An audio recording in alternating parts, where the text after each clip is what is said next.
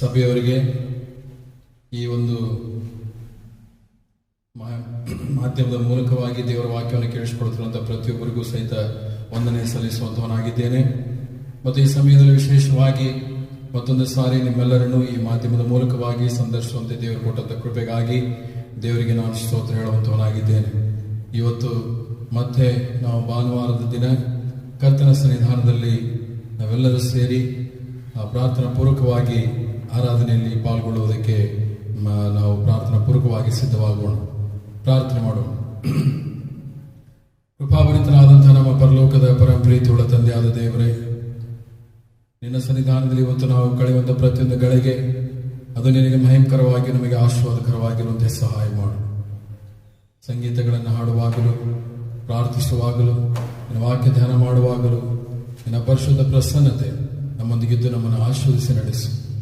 ಇವತ್ತು ನಿನ್ನ ಸನ್ನಿಧಾನದಲ್ಲಿ ಸ್ವಾಮಿ, ಈ ಆರಾಧನೆಯಲ್ಲಿ ಮಾಧ್ಯಮದ ಮೂಲಕವಾಗಿ ಪಾಲ್ಗೊಳ್ಳುವಂಥ ಪ್ರತಿಯೊಬ್ಬ ನಿನ್ನ ಮಕ್ಕಳನ್ನು ವಿಶೇಷವಾದ ರೀತಿಯಲ್ಲಿ ಆಶೀರ್ವದಿಸಿ ಅವರ ಆತ್ಮಿಕ ಜೀವಿತವನ್ನು ಅಭಿವೃದ್ಧಿಪಡಿಸಿ ನಿನ್ನ ಮಹಿಮೆಗೋಸ್ಕರವರನ್ನ ಎಲ್ಲಾ ರೀತಿಯಾದ ಕೇಡು ಗಂಡಾಂತರಗಳಿಂದ ತಪ್ಪಿಸಿ ಕಾಪಾಡಬೇಕೆಂದು ಬೇಡಿಕೊಳ್ತೇವೆ. ಈ ಆರಾಧನೆಯಲ್ಲಿ ಆರಂಭದಲ್ಲಿ, ಮಧ್ಯದಲ್ಲಿ, ಅಂತ್ಯದವರೆಗೆ ನೀನಿದ್ದು ಎಲ್ಲಾ ಘನಮಾನ ಮಹಿಮೆಗಳನ್ನು ಸಲ್ಲಿಸಿಕೊಳ್ಳಬೇಕೆಂದು ಯೇಸು ಸ್ವಾಮಿ ಬೇಡ್ತೇವೆ ತಂದೆ, ಆಮೇಲೆ. ಯೇಸು ಕ್ರಿಸ್ತನ ಪರಿಶುದ್ಧ ನಾಮಕ್ಕೆ ಸ್ತೋತ್ರಗಳನ್ನು ಸಲ್ಲಿಸೋಣ. ಈ ಒಂದು ಸಮಯದಲ್ಲಿ ನಾವೆಲ್ಲರೂ ಸೇರಿ ದೇವರ ಆರಾಧನೆಗಾಗಿ ಕೂಡಿ ಬಂದಿದ್ದೇವೆ. ವಾರದ ಮೊದಲನೇ ದಿನವಾದಂತಹ ಇಂದು ನಮ್ಮ ರಕ್ಷಕನಾದ ನಾಮವನ್ನು ಘನಪಡಿಸುವುದಕ್ಕಾಗಿ ನಾವು ಹಾಡುಗಳನ್ನು ಹಾಡುತ್ತಾ, ಸ್ತೋತ್ರಗಳನ್ನು ಸಲ್ಲಿಸುತ್ತಾ, ದೇವರಿಗೆ ಕೃತಜ್ಞತೆಗಳನ್ನು ಸಲ್ಲಿಸುತ್ತಾ ದೇವರನ್ನ ಮಹಿಮೆ ಪಡಿಸೋಣ. ಈ ಒಂದು ಸಮಯದಲ್ಲಿ ನಾವೆಲ್ಲರೂ ಸೇರಿ ನಾ ತಂದೆ ನೀವೇ, ನಾ ದೇವರು ನೀವೇ ಎಂಬ ಹಾಡನ್ನು ಹಾಡೋಣ. ನಮ್ಮ ತಂದೆಯಾದ ದೇವರನ್ನ ನಾವು ತಂದೆ ನನ್ನ ದೇವರು ನೀನೇ ಎಂಬುದಾಗಿ ಹೇಳುತ್ತಾ ಈ ಹಾಡನ್ನು ಹಾಡುವಾಗ ದೇವರಿಗೆ ಮಹಿಮೆ ಆಗುವಂಥದ್ದಾಗಿದೆ. ನಮ್ಮೊಟ್ಟಿಗೆ ನೀವು ಕೂಡ ಸೇರಿ ದೇವರನ್ನ ಘನಪಡಿಸಿ ಪ್ರಿಯರೇ.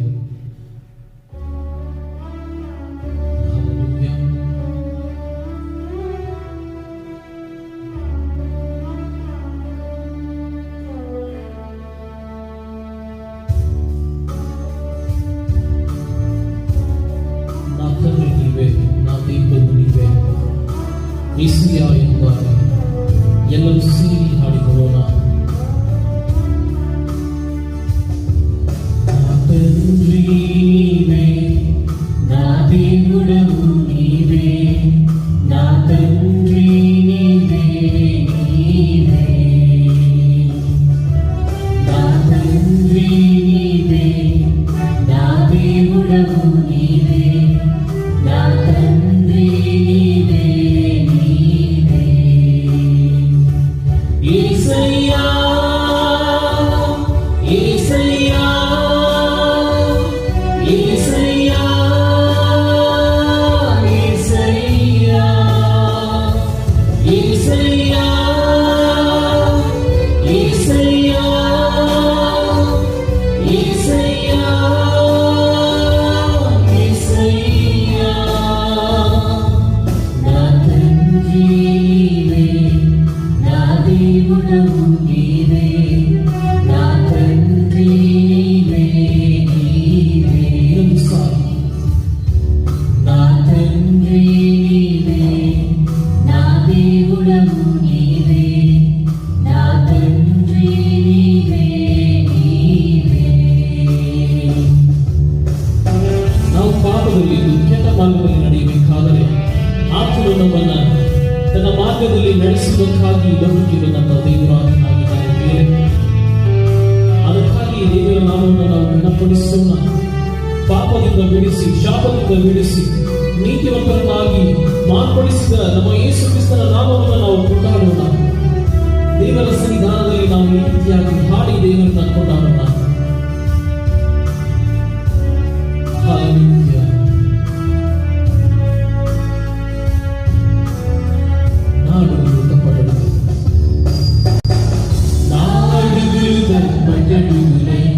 నడిచిన ప్రతి మార్గము సరిచేయు నా తండ్రిని.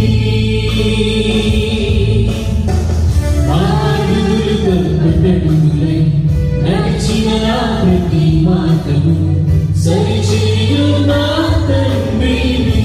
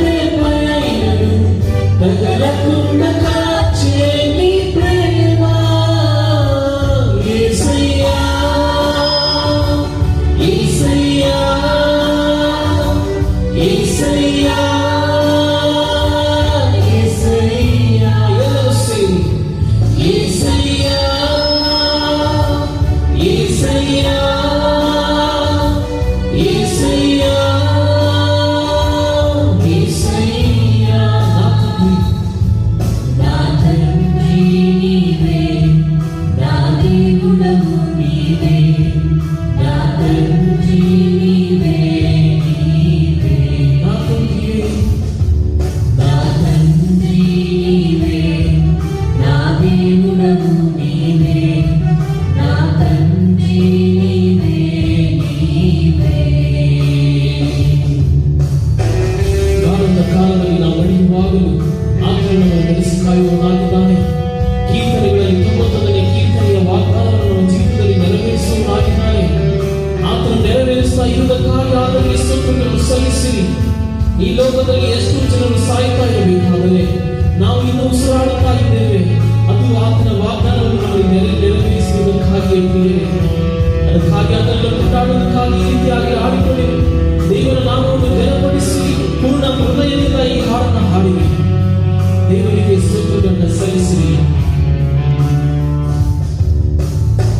ಗಾಢಾದ ಕಾಲಲೂಯನು ನೀ ನಡಿచిన ప్రతి వేళను తోడున్నా నా తండ్రివి.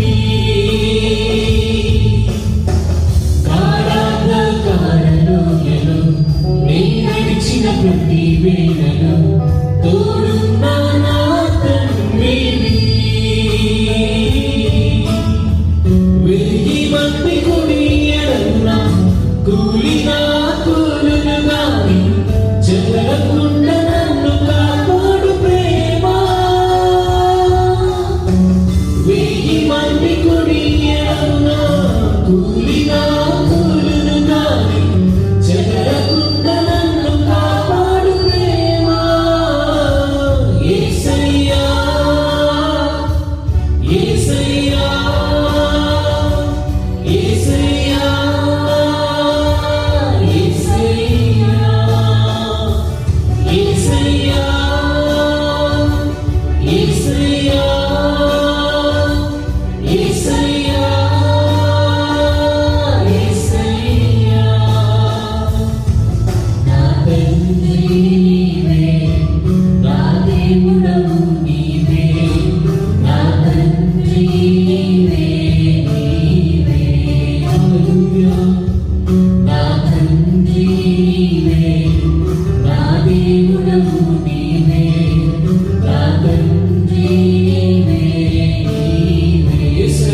ಎಲ್ಲರೂ ಸೇರಿ యేసయ్యా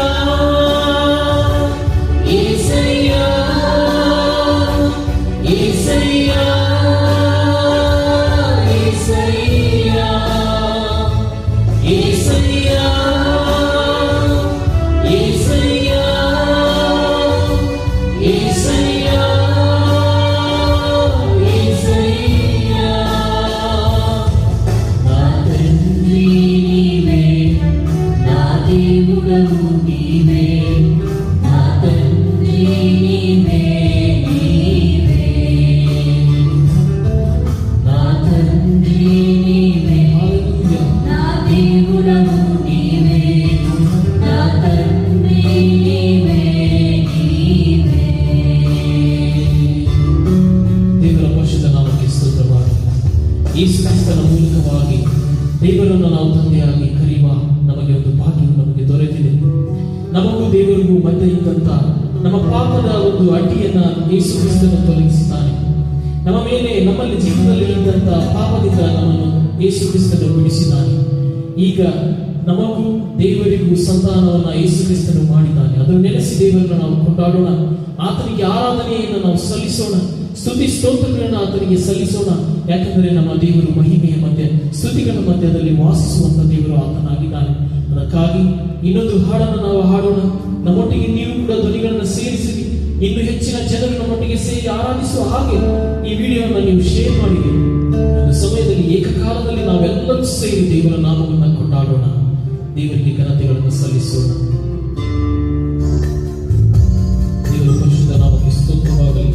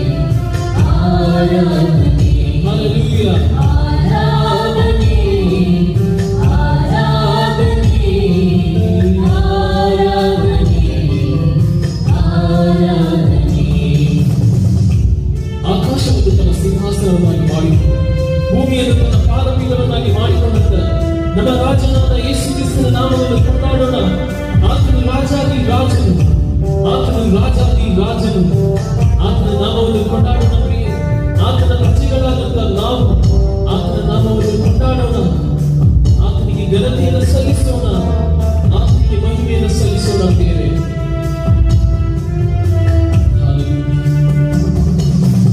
ಆಕಾಶವು ನಿನ್ನ ಸಿಂಹಾಸನ, ಭೂಮಿಯು ನಿನ್ನ ಪಾದಪೀಠ.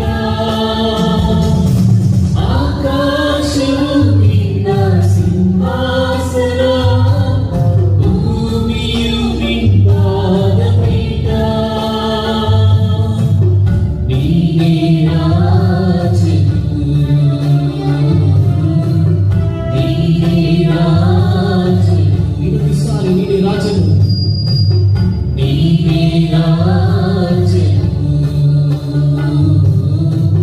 ನೀನೇ ರಾಜನು. ಅಬ್ರಹಾಮನ ದೇವರೇ, ಅಬ್ರಹಾಮನ ದೇವರಿಗೆ ಆರಾಧನೆ, ಇಸಾಕನ ದೇವರಿಗೆ ಆರಾಧನೆ, ಅಬ್ರಹಾಮನ ದೇವರಿಗೆ ಆರಾಧನೆ, ಇಸಾಕನ ದೇವರಿಗೆ ಆರಾಧನೆ. ಆರಾಧನೆ, ಆರಾಧನೆ, ಆರಾಧನೆ, ಆರಾಧನೆ, ಆರಾಧನೆ, ಆರಾಧನೆ, ಆರಾಧನೆ. ನನ್ನ ಕೋಟೆಯೇ, ನನ್ನ ದುರ್ಗವೇ, ನನ್ನ ಆಶ್ರಯ, ನನ್ನ ರಕ್ಷಣೆಯ ಕೋಟೆಯಾಗಿರುವಂತಹ ಯೇಸುವೇ ಸ್ವಾಮಿ, ನಿನ್ನ ನಾಮವನ್ನು ನಾವು ಕೊಂಡಾಡುತ್ತೇವಪ್ಪ. ನಿನ್ನ ರಕ್ಷಣೆಯನ್ನು ನಮಗಿರುವುದಕ್ಕಾಗಿ ನಿನಗೆ ಸ್ತೋತ್ರಗಳನ್ನು ಸಲ್ಲಿಸುವವರಾಗಿದ್ದೇವೆ ಸ್ವಾಮಿ. ಇಸ್ರಾಯೇಲಿನ ದೇವರೇ, ನನ್ನ ಒಳ್ಳೆಯ ಕುರುಬನಾದಂಥ ದೇವರೇ, ನಿನ್ನ ನಾಮವನ್ನು ಕೊಂಡಾಡುತ್ತೇವೆ ಸ್ವಾಮಿ. ನಿನ್ನ ಮಹಿಮೆಯನ್ನು ಸಲ್ಲಿಸುವುದಕ್ಕಾಗಿ ನೀನು ನಮಗೆ ಕೊಟ್ಟಿರ್ತಕ್ಕಂಥ ಅವಕಾಶವನ್ನು ಮತ್ತು ಸ್ವಾಮಿ ನಿನ್ನ ಮಹಿಮೆಗಾಗಿಯೇ ಉಪಯೋಗಿಸುತ್ತೇವೆ. ಪುನರುತ್ಥಾನದಂಥ ದೇವರೇ ಸ್ವಾಮಿ, ಪುನರುತ್ಥಾನ ದಿನದಲ್ಲಿ ನಿನ್ನನ್ನು ಸ್ತುತಿಸುತ್ತೇವೆ, ನಿನ್ನ ನಾಮವನ್ನು ನಾವು ಕೊಂಡಾಡುತ್ತೇವೆ. ರಕ್ಷಕನೇ, ನಿನಗೆ ಮಾತ್ರ ಮಹಿಮೆ ಸಲ್ಲಲಿ ಸ್ವಾಮಿ, ನಿನಗೆ ಮಾತ್ರ ಘನತೆ ಸಲ್ಲಲಿ.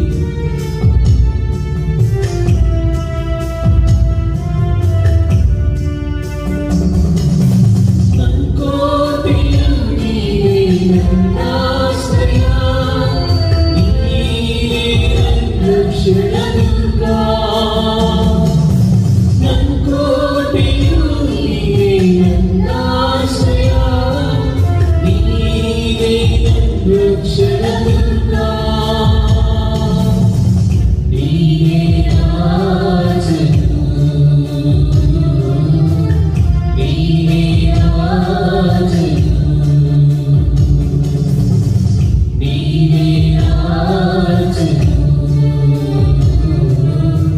ನೀನೇ ರಾಜನು. ಇಸ್ರಾಯೇಲ್ ದೇವರಿಗೆ ಆರಾಧನೆ, ನಮ್ಮ ಒಳ್ಳೆಯ ಕುರುಬನಿಗೆ ಆರಾಧನೆ. ಇಸ್ರಾಯೇಲ್ ದೇವರಿಗೆ ಆರಾಧನೆ, ನಮ್ಮ ಒಳ್ಳೆಯ ಕುರುಬನಿಗೆ ಆರಾಧನೆ. ಆರಾಧನೆ, ಆರಾಧನೆ, ಆರಾಧನೆ, ಆರಾಧನೆ. ಹಲ್ಲೆಲೂಯಾ. ಆರಾಧನೆ, ಆರಾಧನೆ, ಆರಾಧನೆ, ಆರಾಧನೆ.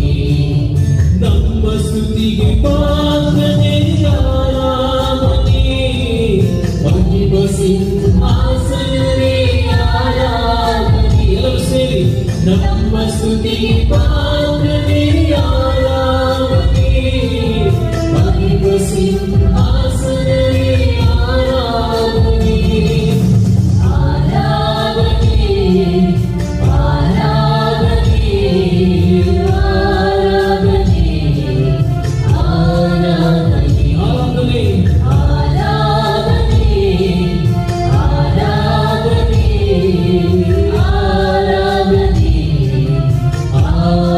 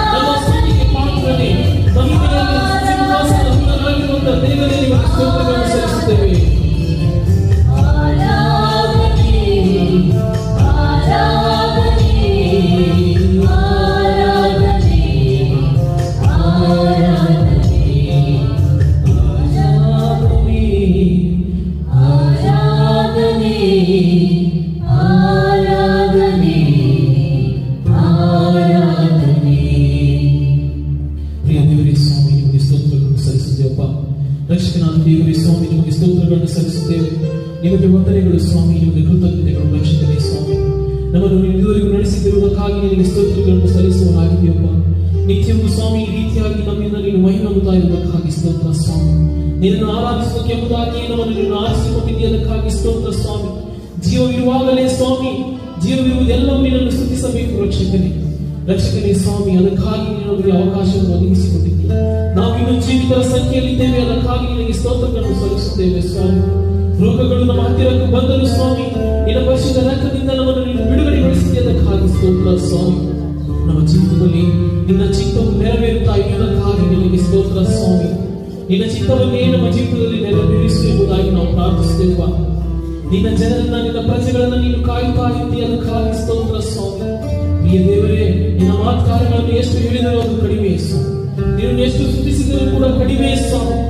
ಇಲ್ಲಿ ನಿಂತಿರ್ತಕ್ಕಂಥ ಪ್ರತಿಯೊಬ್ಬ ಜನರು, ಇದರಲ್ಲಿ ಪಾಲ್ಗೊಳ್ಳುತ್ತಾ ಇರತಕ್ಕಂಥ ಪ್ರತಿಯೊಬ್ಬ ಜನರ ವೈಯಕ್ತಿಕ ಜೀವಿತವನ್ನು ನೋಡುವುದಾದರೆ ಹೌದು ಸ್ವಾಮಿ, ಎಲ್ಲಾ ನಿನ್ನ ಅದ್ಭುತ ಕಾರ್ಯಗಳಿಂದಲೇ, ನಿನ್ನ ಮಹತ್ ಕಾರ್ಯಗಳಿಂದಲೇ ನೀನು ತುಂಬಿಸಿದ್ದೀಯ ರಕ್ಷಕನೇ, ಅದಕ್ಕಾಗಿ ಸ್ತೋತ್ರ ಸ್ವಾಮಿ. ಪ್ರತಿನಿತ್ಯವೂ ಹೌದು ಸ್ವಾಮಿ, ನಮಗೆ ಆಹಾರವನ್ನು ನೀನು ಒದಗಿಸಿಕೊಡ್ತಾ ಇದೆಯಾ, ಕುಟುಂಬಗಳಲ್ಲಿ ಶಾಂತಿ ಸಮಾಧಾನವನ್ನು ಒದಗಿಸಿಕೊಡ್ತಾ ಇದೆಯಾ, ಅದಕ್ಕಾಗಿ ಸ್ತೋತ್ರ ಸ್ವಾಮಿ. ದುಷ್ಟನು ಎಷ್ಟೋ ಪ್ರಯತ್ನ ಮಾಡಿ ನಮ್ಮ ಸಮಾಧಾನವನ್ನು ನಂಬಿಕೆಯಿಂದ ನಮ್ಮನ್ನು ಕೆಡಿಸಬೇಕೆಂಬುದಾಗಿ ಪ್ರಯತ್ನ ಮಾಡುವಾಗಲೂ ಸ್ವಾಮಿ, ನಿನ್ನ ಜೀವದ ವಾಕ್ಯದಿಂದ ನೀವು ನಮ್ಮನ್ನು ಬಲಗೊಳಿಸ್ತಾ ಇದೆಯಾ, ನಂಬಿಕೆಯಲ್ಲಿ ಸ್ಥಿರಗೊಳಿಸ್ತಾ ಇದೆಯಾ ರಕ್ಷಕನೇ, ಅದಕ್ಕಾಗಿ ಸ್ತೋತ್ರ ಸ್ವಾಮಿ. ನಮ್ಮ ಆಶೆಯು, ನಮ್ಮ ನಿರೀಕ್ಷೆಯು ನೀನೇ ಆಗಿದ್ದೀಯ ರಕ್ಷಕನೇ. ನೀನು ನಮಗೆ ಕೊಡುತ್ತೇನೆ ಎಂಬುದಾಗಿ ವಾಗ್ದಾನ ಮಾಡಿದ ನಿತ್ಯ ಜೀವವನ್ನೇ ಎದುರು ನೋಡುತ್ತಾ ರಕ್ಷಕನೇ ನಾವು ಜೀವಿಸುವಾಗಿದ್ದೇವೆ. ಇದುವರೆಗೂ ನಡೆಸಿದ ದೇವರೇ, ಮುಂದಿನ ದಿನಗಳಲ್ಲಿಯೂ ಕೂಡ ನೀನು ಆ ರೀತಿಯಾಗಿ ನಡೆಸುತ್ತೀಯ, ಅದಕ್ಕಾಗಿ ನಿನಗೆ ಸ್ತೋತ್ರ ಸ್ವಾಮಿ. ಅದಕ್ಕಾಗಿ ನಿನಗೆ ಘನತೆಗಳನ್ನು ಸಲ್ಲಿಸುತ್ತೇವೆ, ಮಹಿಮೆಯನ್ನು ಸಲ್ಲಿಸುತ್ತೇವೆ. ಪ್ರತಿಯೊಬ್ಬರ ಬಾಯಿಂದ ಹೊರಡುತ್ತ ಸ್ತುತಿ ಪದಗಳು ನಿನ್ನ ಸನ್ನಿಧಾನಕ್ಕೆ ತಲುಪಲಿ ಸ್ವಾಮಿ. ಹೌದು ಸ್ವಾಮಿ, ಲೋಕವೆಲ್ಲ ಸ್ವಾಮಿ ನಿನ್ನೊಬ್ಬನೇ ದೇವರು ಎಂಬುದಾಗಿ ಅರಿಕೆ ಮಾಡುವ ದಿನಕ್ಕಾಗಿ ಎದುರು ನೋಡುತ್ತಾ ಇದೆ. ಆ ಮಾತು ಕಾರ್ಯವನ್ನು ನೀನು ನೆರವೇರಿಸಿ ನೀನು ಮಹಿಮೆ ಹೊಂದಲಿಕ್ಕೆ ಎಂಬುದಾಗಿ ಪ್ರಾರ್ಥಿಸುತ್ತೇವೆ. ಎಲ್ಲ ನನ್ನ ಮಾನವೀಯಗಳು ನಿನಗೆ ಸಲ್ಲಲಿ ಸ್ವಾಮಿ. ಎಲ್ಲ ಸ್ತುತಿ ಸ್ತೋತ್ರಗಳು ನಿನಗೆ ಮಾತ್ರ ಸಲ್ಲಲಿ. ಈ ದಿನದಲ್ಲಿ ಸ್ವಾಮಿ, ಅಪ್ಪ ತಂದೆ ಎಂಬುದಾಗಿ ನೀನು ಸ್ತುತಿಸುವ ಹಾಗೆ, ಅಪ್ಪ ತಂದೆ ಎಂಬುದಾಗಿ ನೀನು ಪ್ರಾರ್ಥಿಸುವ ಹಾಗೆ, ನೀನು ನೀಡಿದ ಕೃಪೆಯನ್ನ, ಆ ಒಂದು ದೊಡ್ಡ ಕೃಪೆಯನ್ನು ನಾನು ನೆನಪು ಮಾಡಿಕೊಂಡು ನಿನಗೆ ಸ್ತೋತ್ರ ಸಲ್ಲಿಸುತ್ತೇನೆ ಅಪ್ಪ ಸ್ವಾಮಿ. ಯಾವಾಗಲೂ ಸ್ವಾಮಿ ಇದೇ ರೀತಿಯಾಗಿ ನಿನ್ನ ಸ್ತುತಿ ಪದಗಳು ನಮ್ಮ ಬಾಯಲ್ಲಿ ಇರಲಿ. ಹೌದು ರಕ್ಷಕನೇ ಸ್ವಾಮಿ, ನಿನಗೆ ಸ್ತೋತ್ರ ಬರುತ್ತದೆ, ನಿನಗೆ ಸ್ತೋತ್ರ ಬರುತ್ತದೆ. ಪರಿಶುದ್ಧಾತ್ಮ ದೇವರೇ ನಿಮಗೆ ಸ್ತೋತ್ರ, ತಂದೆಯಾದ ದೇವರೇ ಸ್ವಾಮಿ ನಿಮಗೆ ಸ್ತೋತ್ರವಾಗಲಿ ಸ್ವಾಮಿ. ಇದುವರೆಗೆ ಹಾಡಿದಂಥ ಹಾಡುಗಳು, ಈ ಆರಾಧನೆಯಲ್ಲಿ ಮಾಡುವಂಥ ವಾಕ್ಯದ ಭಾಗವು ಹೌದು ಸ್ವಾಮಿ, ನಮ್ಮೆಲ್ಲರ ಜೀವಿತವು ಸ್ವಾಮಿ ನಿಮಗೆ ಸಮರ್ಪಣೆ ಮಾಡುತ್ತೇವೆ ಸ್ವಾಮಿ. ನಿಮ್ಮ ಹತೋಟಿಗೆ ನಮ್ಮನ್ನು ತೆಗೆದುಕೋ ಸ್ವಾಮಿ. ನಮ್ಮ ಮಾನವೀಯಗಳು ನಿಮಗೆ ಮಾತ್ರ ಸಲ್ಲಲಿ ಎಂಬುದಾಗಿ ಪ್ರಾರ್ಥಿಸಿ ನಮ್ಮ ಒಡೆಯರು ರಕ್ಷಕನಾಗಿರುವಂಥ ಯೇಸು ಕ್ರಿಸ್ತನ ನಾಮದಲ್ಲಿ ಸ್ತುತಿ ಪದಗಳನ್ನ ಹೌದು ಸ್ವಾಮಿ, ವಿಜ್ಞಾಪನೆಗಳನ್ನು ನಾವು ಸಲ್ಲಿಸುತ್ತೇವೆ ನಮ್ಮ ಪರಲೋಕದ ತಂದೆಯೇ. Amen, amen, hallelujah. ಒಂದು ಸಮಯದಲ್ಲಿ ದೇವರ ವಾಕ್ಯವನ್ನು ನಾವು ಕೇಳಿಕೊಳ್ಳೋಣ. ದೇವ ಸೇವಕರಾದಂಥ ಬಿಷಪ್ ರೇನವರು, ರೆವರೆಂಡ್ ಜಾನ್ ರೇನವರು ನಮ್ಮ ವಾಕ್ಯದಲ್ಲಿ ನಡೆಸುತ್ತಾರೆ. ಆಸಕ್ತಿಯಿಂದ ಪ್ರತಿಯೊಬ್ಬರು ವಾಕ್ಯವನ್ನು ಕೇಳಿ ಆಶೀರ್ವಾದ ಹೊಂದಿಕೊಳ್ಳೋಣ. ದೇವರ ನಾಮಕ್ಕೆ ಸ್ತೋತ್ರವಾಗಲಿ. ಆಮೆನ್. ಕರ್ತನಲ್ಲಿ ಪ್ರೀತಿಯುಳ್ಳ ದೇವಜನರೇ, ಈ ಸಮಯದಲ್ಲಿ ಸ್ವಲ್ಪ ಹೊತ್ತು ನಾವು ದೇವರ ವಾಕ್ಯವನ್ನು ಧ್ಯಾನ ಮಾಡಿಕೊಳ್ಳೋಣ. ಇವತ್ತಿನ ಧ್ಯಾನಕ್ಕಾಗಿ ಆರಿಸಿಕೊಳ್ಳಲ್ಪಟ್ಟಂತ ದೇವರ ವಾಕ್ಯದ ಭಾಗ ಯೋಹಾನ ಬರೆಸುವ ವಾರ್ತೆ 14ನೇ ಅಧ್ಯಾಯ 1ರಿಂದ 3 ವಚನಗಳನ್ನು ನಾವು ಓದಿಕೊಳ್ಳೋಣ. ನಿಮ್ಮ ಹೃದಯವು ಕಳವಳಗೊಳ್ಳದೆ ಇರಲಿ, ದೇವರನ್ನು ನಂಬಿರಿ, ನನ್ನನ್ನೂ ನಂಬಿರಿ. ನನ್ನ ತಂದೆಯ ಮನೆಯಲ್ಲಿ ಬಹಳ ಗುಡಾರಗಳು ಇವೆ. ಇಲ್ಲದಿದ್ದರೆ ನಿಮಗೆ ಹೇಳುತ್ತಿದ್ದೆನು, ನಿಮಗೆ ಸ್ಥಳವನ್ನು ಸಿದ್ಧ ಮಾಡುವುದಕ್ಕೆ ಹೋಗುತ್ತೇನಲ್ಲ. ನಾನು ಹೋಗಿ ನಿಮಗೆ ಸ್ಥಳವನ್ನು ಸಿದ್ಧ ಮಾಡಿದ ಮೇಲೆ ತಿರುಗಿ ಬಂದು ನಿಮ್ಮನ್ನು ಕರೆದುಕೊಂಡು ಹೋಗಿ ನನ್ನ ಬಳಿಗೆ ಸೇರಿಸಿಕೊಳ್ಳುವೆನು. ಯಾಕೆಂದರೆ ನಾನಿರುವ ಸ್ಥಳದಲ್ಲಿ ನೀವು ಸಹ ಇರಬೇಕು. ದೇವರು ಈ ವಾಕ್ಯಗಳನ್ನು ಆಶೀರ್ವಾದ ಮಾಡಲಿ. ಪ್ರಾರ್ಥನೆ ಮಾಡಿಕೊಳ್ಳೋಣ. ಪರಲೋಕ ಭೂಲೋಕಗಳಿಗೆ ನಿತ್ಯ ಒಡೆಯನಾಗಿರುವಂಥ ನಮ್ಮ ತಂದೆಯಾದ ದೇವರೇ, ಈ ಸಮಯದಲ್ಲಿ ನಿನ್ನ ವಾಕ್ಯಗಳನ್ನು ಧ್ಯಾನ ಮಾಡುವುದಕ್ಕೆ ಹೋಗುವಾಗ ನಿನ್ನ ಪರಿಶುದ್ಧ ಪ್ರಸನ್ನತೆಯಿಂದ ನಮ್ಮನ್ನು ತುಂಬಿಸು, ಆಶೀರ್ವದಿಸು. ದೇವ, ನಿನ್ನ ಸನ್ನಿಧಾನದಲ್ಲಿ ನಮ್ಮನ್ನು ಸಿದ್ಧಪಡಿಸಿಕೊಳ್ಳುವುದಕ್ಕೆ ಬೇಕಾದ ಕೃಪೆ ನಮಗೆ ಅನುಗ್ರಹಿಸು. ಎಲ್ಲ ಘನತೆ ಮಾನ ಮಹಿಮೆ ಸದಾಕಾಲ ಒಬ್ಬನಿಗೆ ಸಲ್ಲಿಸುತ್ತೆ. ಯೇಸು ಸ್ವಾಮಿಯವರ ಹೆಸರನ್ನು ಬೇಡುತ್ತೇವೆ ತಂದೆ, ಆಮೆನ್. ಕರ್ತನಲ್ಲಿ ಪ್ರೀತಿಯುಳ್ಳ ದೇವ ಜನರೇ, ಈ ಸಮಯದಲ್ಲಿ ಇವತ್ತಿನ ಸಂದೇಶ ಒಂದು ವೇಳೆ ನಾವು ಹೀಗೆ ಹೇಳಿದರೆ ತಪ್ಪಾಗಲಿಕ್ಕಿಲ್ಲ. We are in the beginning of the end time ಎಂಬುದಾಗಿ, ನಾವು ಅಂತ್ಯದ ಶುರುವಾತಿನ ದಿನಗಳಲ್ಲಿ ಇದ್ದೇವೆ ಎಂಬುದಾಗಿ. ಮತ್ತು ಈ ಸಮಯದಲ್ಲಿ ವಿಶೇಷವಾಗಿ ದೇವರ ವಾಕ್ಯದಲ್ಲಿ ನಾವು ಈಗಾಗಲೇ ಓದಿದ ಪ್ರಕಾರ ಇಲ್ಲಿ ಕಳವಳದ ವಿಷಯದಲ್ಲಿ ಮಾತನಾಡ್ತದೆ, ನಂಬಿಕೆಯ ವಿಷಯದಲ್ಲಿ ಮಾತನಾಡ್ತದೆ, ಬಿಡಾರಗಳ ವಿಷಯದಲ್ಲಿ ಮಾತನಾಡ್ತದೆ, ಆತನು ತಿರುಗಿ ಬರುವಂತ ವಿಷಯದಲ್ಲಿ ಮಾತನಾಡ್ತದೆ, ಮತ್ತೆ ಆತನು ಬಂದು ತಿರುಗಿ ನಮ್ಮನ್ನು ಕರೆದುಕೊಂಡು ಹೋಗುವಂತ ವಿಷಯದಲ್ಲಿ ಮಾತನಾಡ್ತದೆ. ಮತ್ತು ಅದೇ ಸಮಯದಲ್ಲಿ ನಾನಿರುವಂತ ಸ್ಥಳದಲ್ಲಿ ನೀವು ಸಹ ಇರಬೇಕೆಂಬುದಾಗಿ ಕರ್ತನು ಹೇಳಿ ಹೋದಂತ ಮಾತು ನಮಗೆ ಇಲ್ಲಿ ಕಂಡು ಬರುವಂತದ್ದಾಗಿದೆ. ಒಂದು ವೇಳೆ ಪ್ರಿಯರೇ, ಇವತ್ತಿನ ದಿವಸ ನಾವು ನಮ್ಮ ನಿತ್ಯತ್ವದ ಆ ಒಂದು ಪ್ರವಾದನೆಯ ವೇಳಾಪಟ್ಟಿಯಲ್ಲಿ ನಾವು ತೊಡಗಿಸಿಕೊಂಡು ನೋಡುವಂತದ್ದಾದ್ರೆ, ಈಗ ಪ್ರವಾದನೆಯ ವೇಳಾಪಟ್ಟಿಯಲ್ಲಿ ಮುಂದೆ ಸಂಭವಿಸತಕ್ಕಂತ ಒಂದು ಪ್ರಾಮುಖ್ಯವಾದಂತಹ ಒಂದು ವಿಷಯ ಏನಂತ ಹೇಳಿದ್ರೆ ಅದು ಮರ್ಮವುಳ್ಳ ಪುನರುತ್ಥಾನ ಎಂಬುದಾಗಿ ದೇವರ ವಾಕ್ಯದ ಮೂಲಕವಾಗಿ ನಾವು ತಿಳಿದುಕೊಳ್ಳುವಂತವರಾಗಿದ್ದೇವೆ. ಅನೇಕ ವರ್ಷಗಳ ಹಿಂದೆ ಒಂದು ಹುಡುಗ, ರಘು ಅನ್ನುವಂತ ಒಬ್ಬ ಹುಡುಗ ಕಾಣೆಯಾಗಿರುವಂತದ್ದನ್ನ ನಾವು ಕೇಳಿಸಿಕೊಂಡೆವು. ಅವರ ಮನೆಯವರೆಲ್ಲ ಹುಡುಕಾಟ ಮಾಡ್ತಾ ಇದ್ರು, ದುಃಖ ಪಡ್ತಾ ಇದ್ರು. ಅವರು ಬಹಳ ಒಂದು ಆವೇಶನ ತುಂಬಿಕೊಂಡವರಾಗಿ ಅವರು ಎಲ್ಲಾ ಕಡೆಗಳಲ್ಲಿಯೂ ಸಹಿತ ಕಳೆದುಕೊಂಡಂತ ತಮ್ಮ ಮಗನನ್ನ ಹುಡುಕ್ತಾ ಇದ್ರು. ಕಾಣೆಯಾಗುವಂತ ಕಾರಣ ಒಂದು ವೇಳೆ ಅಪರಿಸಿರಬಹುದು ಎಂಬುದಾಗಿ ತಿಳಿದುಕೊಂಡ್ರು, ನಿರಾಶೆಯಿಂದ ಓಡಿ ಹೋಗಿರಬಹುದು ಎಂಬುದಾಗಿ ತಿಳಿದುಕೊಂಡ್ರು, ಒಂದು ವೇಳೆ ಶಿಕ್ಷೆಯಿಂದ ತಪ್ಪಿಸಿಕೊಳ್ಳೋದಕ್ಕೋಸ್ಕರ ಹೋದನೆಂಬುದಾಗಿ ಒಂದು ವೇಳೆ ತಿಳಿದುಕೊಂಡಿರಬಹುದು. ಆದರೆ ದೇವರ ವಾಕ್ಯ ಸ್ಪಷ್ಟವಾಗಿ ನಮಗೆ ತಿಳಿಸುವಂತದ್ದಾಗಿದೆ, ಈ ಅಂತ್ಯ ದಿನಮಾನಗಳಲ್ಲಿ ನಾವಿದ್ದೇವೆ, ಈ ಒಂದು ಕೊನೆಯ ದಿನಮಾನಗಳಲ್ಲಿ ನಾವಿದ್ದೇವೆ. ಈ ಕೊನೆಯ ದಿನಮಾನಗಳಲ್ಲಿ ಮುಂದೆ ಸಂಭವಿಸತಕ್ಕಂತ ಅತಿ ಪ್ರಾಮುಖ್ಯವಾದಂತಹ ಸತ್ಯವೇದಕ್ಕನುಸಾರವಾದಂತಹ ಒಂದು ಅತಿ ಪ್ರಾಮುಖ್ಯವಾದಂತಹ ಒಂದು ಘಟನೆ ಅದೇನಂತ ಹೇಳಿದ್ರೆ ಮರ್ಮವುಳ್ಳ ಒಂದು ಪುನರುತ್ಥಾನ. ದೇವರ ವಾಕ್ಯದಲ್ಲಿ 1 ಕೊರಿಂಥ 15ನೇ ಅಧ್ಯಾಯ 50ರಿಂದ 58 ವಚನಗಳವರೆಗೆ ನಾವು ನೋಡುವಂತಹ ಸಮಯದಲ್ಲಿ ಮರಣ ಹಾಗೂ ಪಾಪದ ಮೇಲೆ ಜಯದ ಕುರಿತಾಗಿ ಪೌಲನು ಮಾತನಾಡುವಂತವನಾಗಿದ್ದಾನೆ. ಯೋಹಾನ ಸುವಾರ್ತೆ 14ನೇ ಅಧ್ಯಾಯ 1ರಿಂದ 3 ವಚನಗಳಲ್ಲಿ ನಾವು ಓದುವಾಗ ಅಡ್ಮಾನಿಷನ್, ಅವೇರ್ನೆಸ್ ಅಂಡ್ ಅಕ್ಸೆಪ್ಟೆನ್ಸ್ ಎಂಬುದಾಗಿ 3 ವಿಷಯದಲ್ಲಿ ನಾವು ಕೇಳಿಸಿಕೊಳ್ಳುವಂತವರಾಗಿದ್ದೇವೆ. ಒಂದು ಅಡ್ಮಾನಿಷನ್ ಎಂಬುದಾಗಿ ಹೇಳುವಾಗ ಅಲ್ಲಿ ಒಂದು ಪ್ರೋತ್ಸಾಹ ಮಾಡುವಂಥದ್ದು, ಮತ್ತು ಏನಂತ ಹೇಳಿದ್ರೆ ಎರಡನೇದಾಗಿ ಎಚ್ಚರಿಕೆಯನ್ನು ಕೊಡುವಂಥದ್ದು, ಮೂರನೇದಾಗಿ ನಾವು ಒಪ್ಪಿಕೊಳ್ಳುವಂಥದ್ದು ಅಥವಾ ಮನವರಿಕೆ ಮಾಡಿಕೊಳ್ಳುವಂಥದ್ದು ಎಂಬುದಾಗಿ, ಮತ್ತು 1ನೇ ಥೆಸಲೋನಿಕ 4ನೇ ಅಧ್ಯಾಯ 16 ಮತ್ತು 17ರಲ್ಲಿ ನಾವು ನೋಡುವ ಹಾಗೆ ಆಕಸ್ಮಿಕವಾಗಿ ಸಂಭವಿಸುವ ಎತ್ತಲ್ಪಡುವಿಕೆ ವಿಷಯದಲ್ಲಿ ಅದು ಹೇಳಲ್ಪಟ್ಟಿದೆ. ಕರ್ತನು ತನ್ನ ದೂತನೊಡೆಗೆ ಮಧ್ಯಾಕಾಶದಲ್ಲಿ ಆಜ್ಞಾಘೋಷದಲ್ಲಿ ಬರುವಾಗ ತುತ್ತೂರು ಧ್ವನಿ ಊದೋದು ಕೊಡುವಂತ ಸಮಯದಲ್ಲಿ ಅಲ್ಲಿ ದೇವರ ವಾಕ್ಯದಲ್ಲಿ ಸ್ಪಷ್ಟವಾಗಿ ಬರೆಯಲ್ಪಟ್ಟಿದೆ. ನಾವು ನೋಡ್ತೇವೆ ಅಂತ ಹೇಳಿದ್ರೆ ಅಲ್ಲಿ ಅನೇಕ ಜನರು, ಕರ್ತನನ್ನು ನಂಬಿದಂತಹ ಜನರು ತುತ್ತೂರಿ ಧ್ವನಿ ಕೇಳಿಸಿಕೊಳ್ಳುವಂತಹ ಸಮಯದಲ್ಲಿ ಸತ್ತವರು ಮೊದಲುಗೊಂಡು ಜೀವಿತವಾಗಿರುವಂತವರು ಎಲ್ಲರೂ ಸಹ ಎದ್ದು ಬರುವರು ಎಂಬುದಾಗಿ ದೇವರ ವಾಕ್ಯದಲ್ಲಿ ನಾವು ನೋಡುವಂತವರಾಗಿದ್ದೇವೆ. ಹಾಗಾದ್ರೆ ಇದ್ದಕ್ಕಿದ್ದಂತೆ ಜನರು ಕಾಣೆಯಾಗುವರು, ಜಗತ್ತು ಗಲಿಬಿಲಿಗೆ ಕಾರಣವಾಗುವುದು, ಕೋಟಿಗಟ್ಟಲೆ ಜನರು ಮಾಯವಾಗುವರು ಎಂಬುದಾಗಿ ಒಂದು ವೇಳೆ ಬಹಳ ಆ ಒಂದು ಸನ್ನಿವೇಶ ನಡೆಯಲಿಕ್ಕಿರುವಂತಹ ಒಂದು ಸನ್ನಿವೇಶ ನೋಡುವಂತವರಾಗಿದ್ದೇವೆ. ಲೋಕದ ಆಗಿನ ಪರಿಸ್ಥಿತಿ ಮತ್ತು ಟಿಪ್ಪಣಿಗಳು ಹಾಗೂ ಅವಹೇಳನಕರವಾದಂತಹ ಮಾತುಗಳು ಅನೇಕ ಸಂಭವಿಸುವಂತವುಗಳಾಗಿವೆ. ಆ ಸಮಯದಲ್ಲಿ ಒಂದು ವೇಳೆ ಜನ ಅನೇಕ ವರ್ಷಗಳ ಹಿಂದೆ ನಾವು ಕೇಳಿಸಿಕೊಂಡಿದ್ದೇವೆ ಏನಂತಂದ್ರೆ ಅನ್ಐಡೆಂಟಿಫೈಡ್ ಫ್ಲೈಯಿಂಗ್ ಆಬ್ಜೆಕ್ಟ್ ಎಂಬುದಾಗಿ, ಅಂದ್ರೆ ಗುರುತಿಸಲಾಗದೇ ಇರುವಂತಹ ಹಾರುವ ತಟ್ಟೆಗಳು ಎಂಬುದಾಗಿ ಅನೇಕ ಒಂದು ಊಹಾಪೋಹಗಳು ಬಂದಿದ್ದು. ಒಂದು ವೇಳೆ ಅವುಗಳನ್ನು ಆಲೋಚನೆ ಮಾಡುವಂತದ್ದಾದ್ರೆ ಅವು ಅನೇಕ ಜನರು ಅಮೆರಿಕದಲ್ಲಿ ಕಾಣಿಸಿಕೊಳ್ತು, ಬ್ರಿಟನ್ ನಲ್ಲಿ ಕಾಣಿಸಿಕೊಳ್ತು, ಭಾರತ ದೇಶದಲ್ಲಿ ಕಾಣಿಸಿಕೊಳ್ತು, ಇನ್ನು ಕೆಲವರು ಈ ಒಂದು ಭೂಮಿಯಲ್ಲಿ ಅಲ್ಲದೆ ಬೇರೆ ಇತರ ಒಂದು ಸ್ಥಳಗಳಲ್ಲಿ ಒಂದು ವೇಳೆ ಯಾವುದಾದ್ರೂ ಜೀವಿಗಳು ವಾಸ ಮಾಡಿರಬಹುದು. ಆ ಜೀವಿಗಳು ಬಂದು ಒಂದು ವೇಳೆ ಭೂಮಿಗೆ ಭೇಟಿ ಕೊಟ್ಟಂತಹ ಸಮಯದಲ್ಲಿ ಅವರು ಅಪಹರಿಸಿಕೊಂಡು ಹೋಗಿರಬಹುದು ಎಂಬುದಾಗಿ ಕೆಲವರು ಏನಂತಂದ್ರೆ ಅನೇಕ ಊಹಾಪೋಹಗಳನ್ನ ಮಾಡುವಂತಹ ಸಮಯ, ಅದು ಸಂದರ್ಭ ಅದಾಗಿರ್ತದೆ. ಶೋಧನಕಾರರು ಮೂಲ ಕಂಡು ಹಿಡಿಯುವುದಕ್ಕೆ ಹುಡುಕುತ್ತಾ ಹೋಗುವರು, ಆದರೆ ಅವರಿಗೆ ಯಾವ ಒಂದು ಮಾಹಿತಿ ಕೂಡ ದೊರೆಯುವುದಿಲ್ಲ. ಈ ಇದ್ದಕ್ಕಿದ್ದಂತೆ ಈ ಜನರೆಲ್ಲ ಎಲ್ಲಿ ಮಾಯವಾದರು ಎಂಬುದಾಗಿ ಯಾವ ಮಾಹಿತಿ ಸಹಿತ ಅವರಿಗೆ ದೊರೆಯುವುದಿಲ್ಲ. ಜಗದ್ವಿಖ್ಯಾತ ನಾಯಕರು ಅನೇಕ ಹೇಳಿಕೆಗಳನ್ನು ಹೇಳಬಹುದು. ಒಂದು ವೇಳೆ ಜನರು ಒಂದು ವೇಳೆ ಈ ಲೋಕದಲ್ಲಿ ಕಷ್ಟಗಳನ್ನು ತಾಳಲಾರದೆ ಅಥವಾ ಒಂದು ವೇಳೆ ಅನೇಕರು ದ್ವೇಷದಿಂದ ಅನೇಕರನ್ನ ಒಂದು ವೇಳೆ ಅಪಹರಿಸಿರಬಹುದು ಅಥವಾ ಅನೇಕ ಹೇಳಿಕೆಗಳನ್ನ ಅವರ ಒಂದು ತಿಳುವಳಿಕೆಗೆ ಅನುಸಾರವಾಗಿ ಹೇಳಬಹುದು. ಸಾಮಾನ್ಯ ಜನರಲ್ಲಿ ಭಯ ಅನ್ನುವಂಥದ್ದು ಆವರಿಸಿಕೊಂಡಿರ್ತದೆ. ಅಂತ ಒಂದು ಸನ್ನಿವೇಶಗಳನ್ನು ನೋಡ್ತೇವೆ. ಮಹಾಶಕ್ತಿಗಳು ಇವರನ್ನು ಅಡಗಿಸಿ ಬಿಟ್ಟಿವೆ ಎಂಬುದಾಗಿ ಕೆಲವರು ಹೇಳಬಹುದು, ಅಥವಾ ದೇವರು ಅವರು ಮಾಡಿದಂತಹ ಹೇಯ ಕೃತ್ಯಗಳಿಗೆ ಅವರನ್ನ ದಂಡಿಸಿ ಅವರು ಇಲ್ಲದಂತಾಗಿ ಮಾಡಿದ್ದಾನೆ ಎಂಬುದಾಗಿ ಕೆಲವರು ಹೇಳಬಹುದು. ಆದರೆ ಸತ್ಯವನ್ನು ತಿರಸ್ಕರಿಸುವಂತವರು ಆಗಲೂ ಸಹ ಇರ್ತಾರೆ. ಸತ್ಯವನ್ನು ತಿರಸ್ಕರಿಸುವಂತಹ ಜನರು ಆಗಲೂ ಸಹ ಇರ್ತಾರೆ. ಅವರು ಸತ್ಯವೇದದಲ್ಲಿ ಬರೆದಿರುವಂತಹ ಆ ಒಂದು ಸತ್ಯವನ್ನ ಅರ್ಥ ಮಾಡಿಕೊಳ್ಳಲಾರದೆ ಅವರು ಸತ್ಯಕ್ಕೆ ವಿರುದ್ಧವಾಗಿ ಮಾತನಾಡುವಂತಹ ಜನರು ಆಗಿನ ಕಾಲದಲ್ಲಿ ಸಹ ಇರ್ತಾರೆ ಎಂಬುದಾಗಿ ನೋಡ್ತೇವೆ. ಮತ್ತು ನಾವು ನೋಡ್ತೀವಿ, ಬಿಡಲ್ಪಟ್ಟಂತ ನಾಮಧೇಯ ಕ್ರೈಸ್ತರು ಸತ್ಯವೇದದಲ್ಲಿ ಬರೆದಿರುವುದನ್ನು ಹುಡುಕುತ್ತಾ ಮಹಾಭಯದಿಂದ, ಪಶ್ಚಾತ್ತಾಪದಿಂದ, ಅಯ್ಯೋ ನಾವು ಬಿಡಲ್ಪಟ್ಟೆವಲ್ಲ ಎಂಬುದಾಗಿ ಎಲ್ಲಾ ಕಡೆಗಳಲ್ಲಿ ಸಹಿತ ಹುಡುಕುತ್ತಾ ದೇವರ ಒಂದು ಭಯದಿಂದ ಅವರು ಜೀವಿಸುವಂತವರಾಗಿರುವಂತವರಾಗಿರ್ತಾರೆ.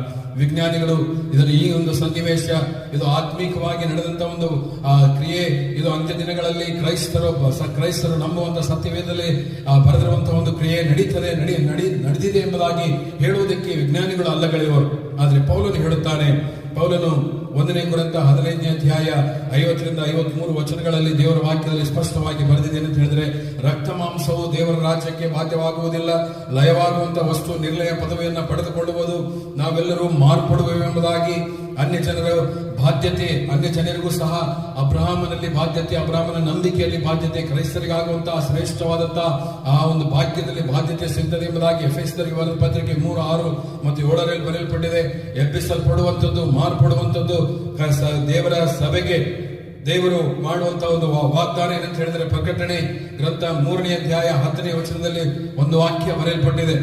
ಪ್ರಕಟಣೆ ಗ್ರಂಥ 3ನೇ ಅಧ್ಯಾಯ 10ನೇ ವಚನದಲ್ಲಿ, ನೀನು ನನ್ನ ಸಹನ ವಾಕ್ಯವನ್ನು ಕಾಪಾಡಿದ್ದರಿಂದ ಭೂನಿವಾಸಿಗಳನ್ನು ಪರೀಕ್ಷಿಸುವುದಕ್ಕಾಗಿ ಲೋಕದ ಮೇಲೆಲ್ಲ ಬರುವುದಕ್ಕಿರುವ ಶೋಧನೆಯ ಸಮಯದಲ್ಲಿ ನಿನ್ನನ್ನು ತಪ್ಪಿಸಿ ಕಾಪಾಡುವೆನು. ಹಲ್ಲೆಲೂಯಾ. ಇದು ದೇವರ ವಾಕ್ಯದಲ್ಲಿ ಬರೆಯಲ್ಪಟ್ಟಂತೆ ಫಿಲಡೆಲ್ಫಿಯಾ ಸಭೆಗೆ ಯೇಸು ಕ್ರಿಸ್ತನು ಹೇಳುವಂತ ಒಂದು ಮಾತು. ಯಾಕಂದ್ರೆ ನೀನು ದೇವರ ಒಂದು ವಾಕ್ಯಕ್ಕನುಸಾರವಾಗಿ ನಡೆದುಕೊಂಡಿದ್ದಿ, ದೇವರ ಒಂದು ನಿಯಮವನ್ನು ಕಾಯ್ದುಕೊಂಡಿದ್ದಿ, ಅದಕ್ಕಾಗಿ ಲೋಕಕ್ಕೆ ಮಹಾ ಸಂಕಟಗಳುಳ್ಳಂತಹ ದಿನಗಳು ಬರುವುದಕ್ಕಿಂತ ಮುಂಚೆ ಬರುವಂತಹ ಸಮಯದಲ್ಲಿ ನೀನು ಅದರಲ್ಲಿ ಪಾಲ್ಗೊಳ್ಳದಂತೆ ನಾನು ನಿನ್ನನ್ನು ಕಾಪಾಡುತ್ತೇನೆ ಎಂಬುದಾಗಿ. ಹೌದು ಪ್ರಿಯರೇ, ಈ ಒಂದು ಕಾರ್ಯ ಒಂದು ವೇಳೆ ಇದು ನಡೆಯುವುದೇ ಆದರೆ ಅದು ಎಷ್ಟು ತೀವ್ರವಾಗಿ ನಡೆಯುತ್ತದೆ.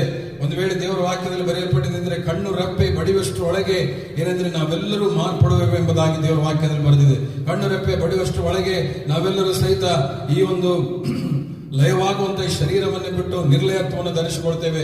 ಮಹಿಮೆಯಿಲ್ಲದ ಈ ಶರೀರವನ್ನು ಬಿಟ್ಟು ನಾವು ಮಹಿಮೆಯುಳ್ಳ ಶರೀರವನ್ನು ಧರಿಸಿಕೊಳ್ತೇವೆ ಎಂಬುದಾಗಿ ದೇವರ ವಾಕ್ಯದಲ್ಲಿ ಬರೆಯಲ್ಪಟ್ಟಿದೆ. ಕಣ್ಣುರೆಪ್ಪೆ ಬಡಿಯುವಷ್ಟೊಳಗೆ ಎಂಬುದಾಗಿ ಹೇಳುವಾಗ, ಒಂದು ವೇಳೆ ನಾವು ಕಣ್ಣುರೆಪ್ಪೆ ಬಡಿಯುವಾಗ ಅದು ಎಷ್ಟು ಒಂದು ಸೆಕೆಂಡ್ಗಿಂತ ಕಡಿಮೆ, ನಾವು ಒಂದು ವೇಳೆ ಎಲೆಕ್ಟ್ರಿಕ್ ಸ್ವಿಚ್ ಹಾಕುವಂತ ಸಮಯದಲ್ಲಿ ನಾವು ಸ್ವಿಚ್ ಆಗಿದ ತಕ್ಷಣ ಪಕ್ಕಂತ ಲೈಟ್ ಬರ್ತದೆ. ಅಂದ್ರೆ within a fraction of second we are going to transform from this world and we are going to be lifted up in the air. ದೇವರ ವಾಕ್ಯದಲ್ಲಿ ಬರೆಯಲ್ಪಟ್ಟಿರುವಂತದ್ದು ನಾವು ನೋಡಿದೆ.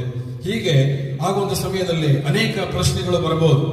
ಯಾರು ಈ ಜನರು, ಯಾಕೆ ಎತ್ತಲ್ಪಟ್ಟರು, ಎಲ್ಲಿಗೆ ಹೋಗುವರು ಎಂಬುದಾಗಿ. ಯೋಹಾನ ಬರೆದ ವಾರ್ತೆಯಲ್ಲಿ ನಾವು ಓದ್ತೇವೆ, ನಿಮ್ಮ ಹೃದಯ ಕಳವಳಗೊಳ್ಳದಿರಲಿ, ದೇವರನ್ನು ನಂಬಿರಿ, ನನ್ನನ್ನು ನಂಬಿರಿ. ನನ್ನ ತಂದೆಯ ಮನೆಯಲ್ಲಿ ಬಹಳ ಬಿಡಾರಗಳಿವೆ, ಅಲ್ಲೇ ಇಲ್ಲದಿದ್ದರೆ ನಿಮಗೆ ಹೇಳುತ್ತಿದ್ದೆನು, ನಿಮಗೆ ಸ್ಥಳವನ್ನು ಸಿದ್ಧ ಮಾಡೋದಕ್ಕೆ ಹೋಗುತ್ತೀರಲ್ಲ. ನಾನು ಹೋಗಿ ನಿಮಗೆ ಸ್ಥಳವನ್ನು ಸಿದ್ಧ ಮಾಡಿದ ಮೇಲೆ ತಿರುಗಿ ಬಂದು ನಿಮ್ಮನ್ನು ಕರೆದುಕೊಂಡು ಹೋಗುತ್ತೇನೆ. ಯಾಕೆಂದ್ರೆ ನಾನು ಇರುವಂತಹ ಸ್ಥಳದಲ್ಲಿ ನೀವು ಇರಬೇಕೆಂಬುದಾಗಿ ಯೇಸು ಸ್ವಾಮಿ ಹೇಳಿ ಹೋದಂತ ಮಾತು ನಮಗೆ ನೆನಪಿಗೆ ಬರುತ್ತದೆ. ಈ ಜನರು ಯಾರು, ಯಾಕೆ ಎತ್ತಲ್ಪಟ್ಟರು, ಎಲ್ಲಿಗೆ ಹೋಗುವರು?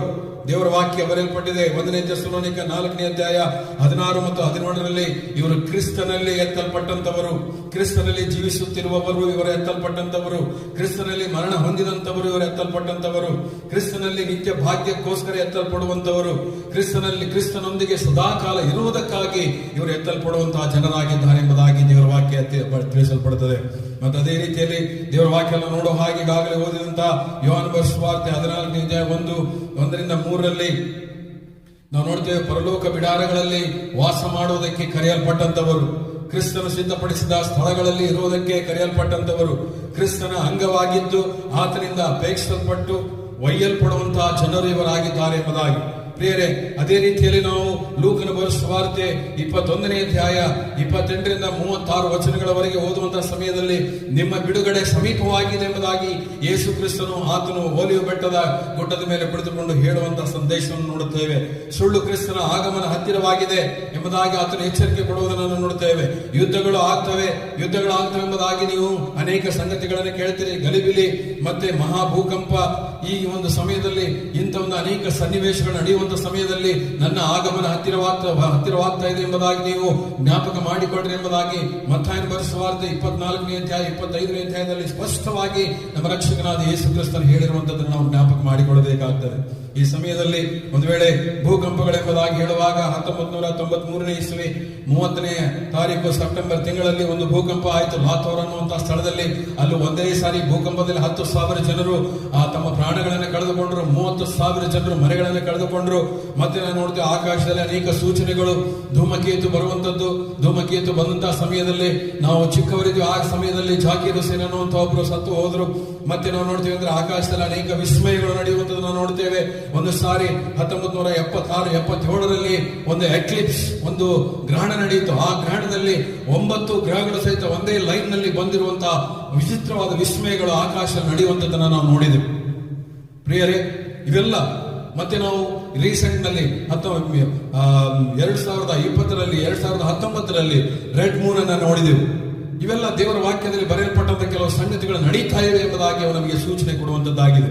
ಅದಕ್ಕೆ ಕೆಲವೊಂದು ಮಹಾನ್ ವಿದ್ವಾಂಸರು, ಮಹಾನ್ ಜ್ಞಾನಿಗಳು ಅವ್ರು ಏನಂತ ಹೇಳಿದ್ರೆ ಗಾಯ್ ಡ್ಯೂಟಿ ಅನ್ನುವಂತಹ ಒಬ್ಬ ಮಹಾನ್ ದೇವರ ಭಕ್ತ ಹೇಳಿದಂತಂದ್ರೆ, Satan is bringing the nations into the brink of destruction ಎಂಬುದಾಗಿ.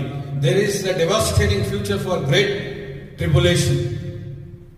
There is a devastating future that is great tribulation ಎಂಬುದಾಗಿ. ಅಂದ್ರೆ ಮಹಾ ಹಿಂಸೆಯ ಕಾಲ ಅದು ಬರುವಂತದ್ದು ಹತ್ತಿರವಾಗಿದೆ.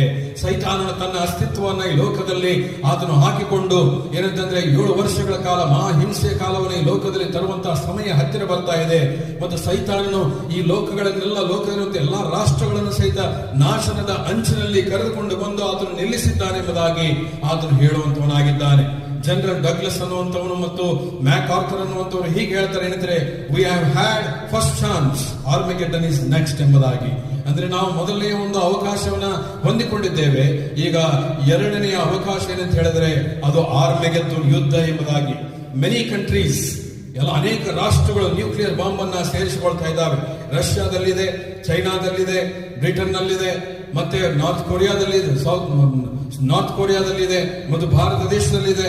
ಮತ್ತು ಇನ್ನು ಅನೇಕ ರಾಷ್ಟ್ರಗಳು ನ್ಯೂಕ್ಲಿಯರ್ ಬಾಂಬ್ ಅನ್ನು ಕೂಡಿಸಿಕೊಳ್ತಾ ಇದ್ದಾರೆ. ಯಾಕಂತ ಹೇಳಿದ್ರೆ ಯುದ್ಧಗಳು ಆಗತ್ತೆ ಎಂಬುದಾಗಿ ನೀವು ಕೇಳಿಸಿಕೊಳ್ತೀರಿ. ಜನಗಳ ಮೇಲೆ ಜನಗಳು ಹೇಳ್ತಾರೆ, ದ್ವೇಷ ಅನ್ನುವಂಥದ್ದು ಹೆಚ್ಚಾಗ್ತದೆ, ಜ್ಞಾನ ಅನ್ನುವಂಥದ್ದು ಹೆಚ್ಚಾಗ್ತದೆ, ಪಾಪ ಅನ್ನುವಂಥದ್ದು ಹೆಚ್ಚಾಗ್ತದೆ.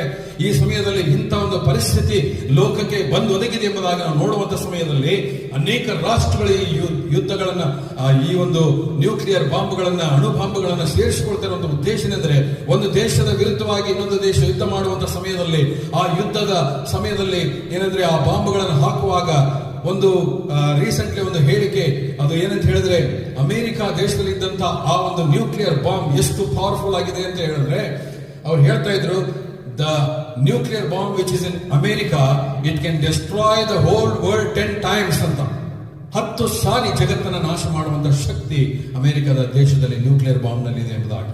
ಅದಕ್ಕಿಂತ ಎಷ್ಟು ಹೆಚ್ಚಾಗಿ ಏನಂತ ಹೇಳಿದ್ರೆ ನ್ಯೂಕ್ಲಿಯರ್ ಬಾಂಬ್ ಅನ್ನು ಹೊಂದಿಕೊಂಡಂತ ಚೈನಾ ಇದೆ, ರಷ್ಯಾ ಇದೆ, ಬ್ರಿಟನ್ ಇದೆ, ಇಸ್ರೇಲ್ ಇದೆ, ಭಾರತ ದೇಶ ಇದೆ, ಇನ್ನು ಅನೇಕ ಇರಾನ್, ಇರಾಕ್ ಇಂತ ಎಲ್ಲ ದೇಶಗಳಲ್ಲಿಯೂ ಸಹಿತ ನಾವು ನೋಡ್ತೀವಿ ಅಂತ ಹೇಳಿದ್ರೆ ನ್ಯೂಕ್ಲಿಯರ್ ಬಾಂಬ್ ಅನ್ನು ಪಡೆದುಕೊಂಡಿದ್ದಾರೆ.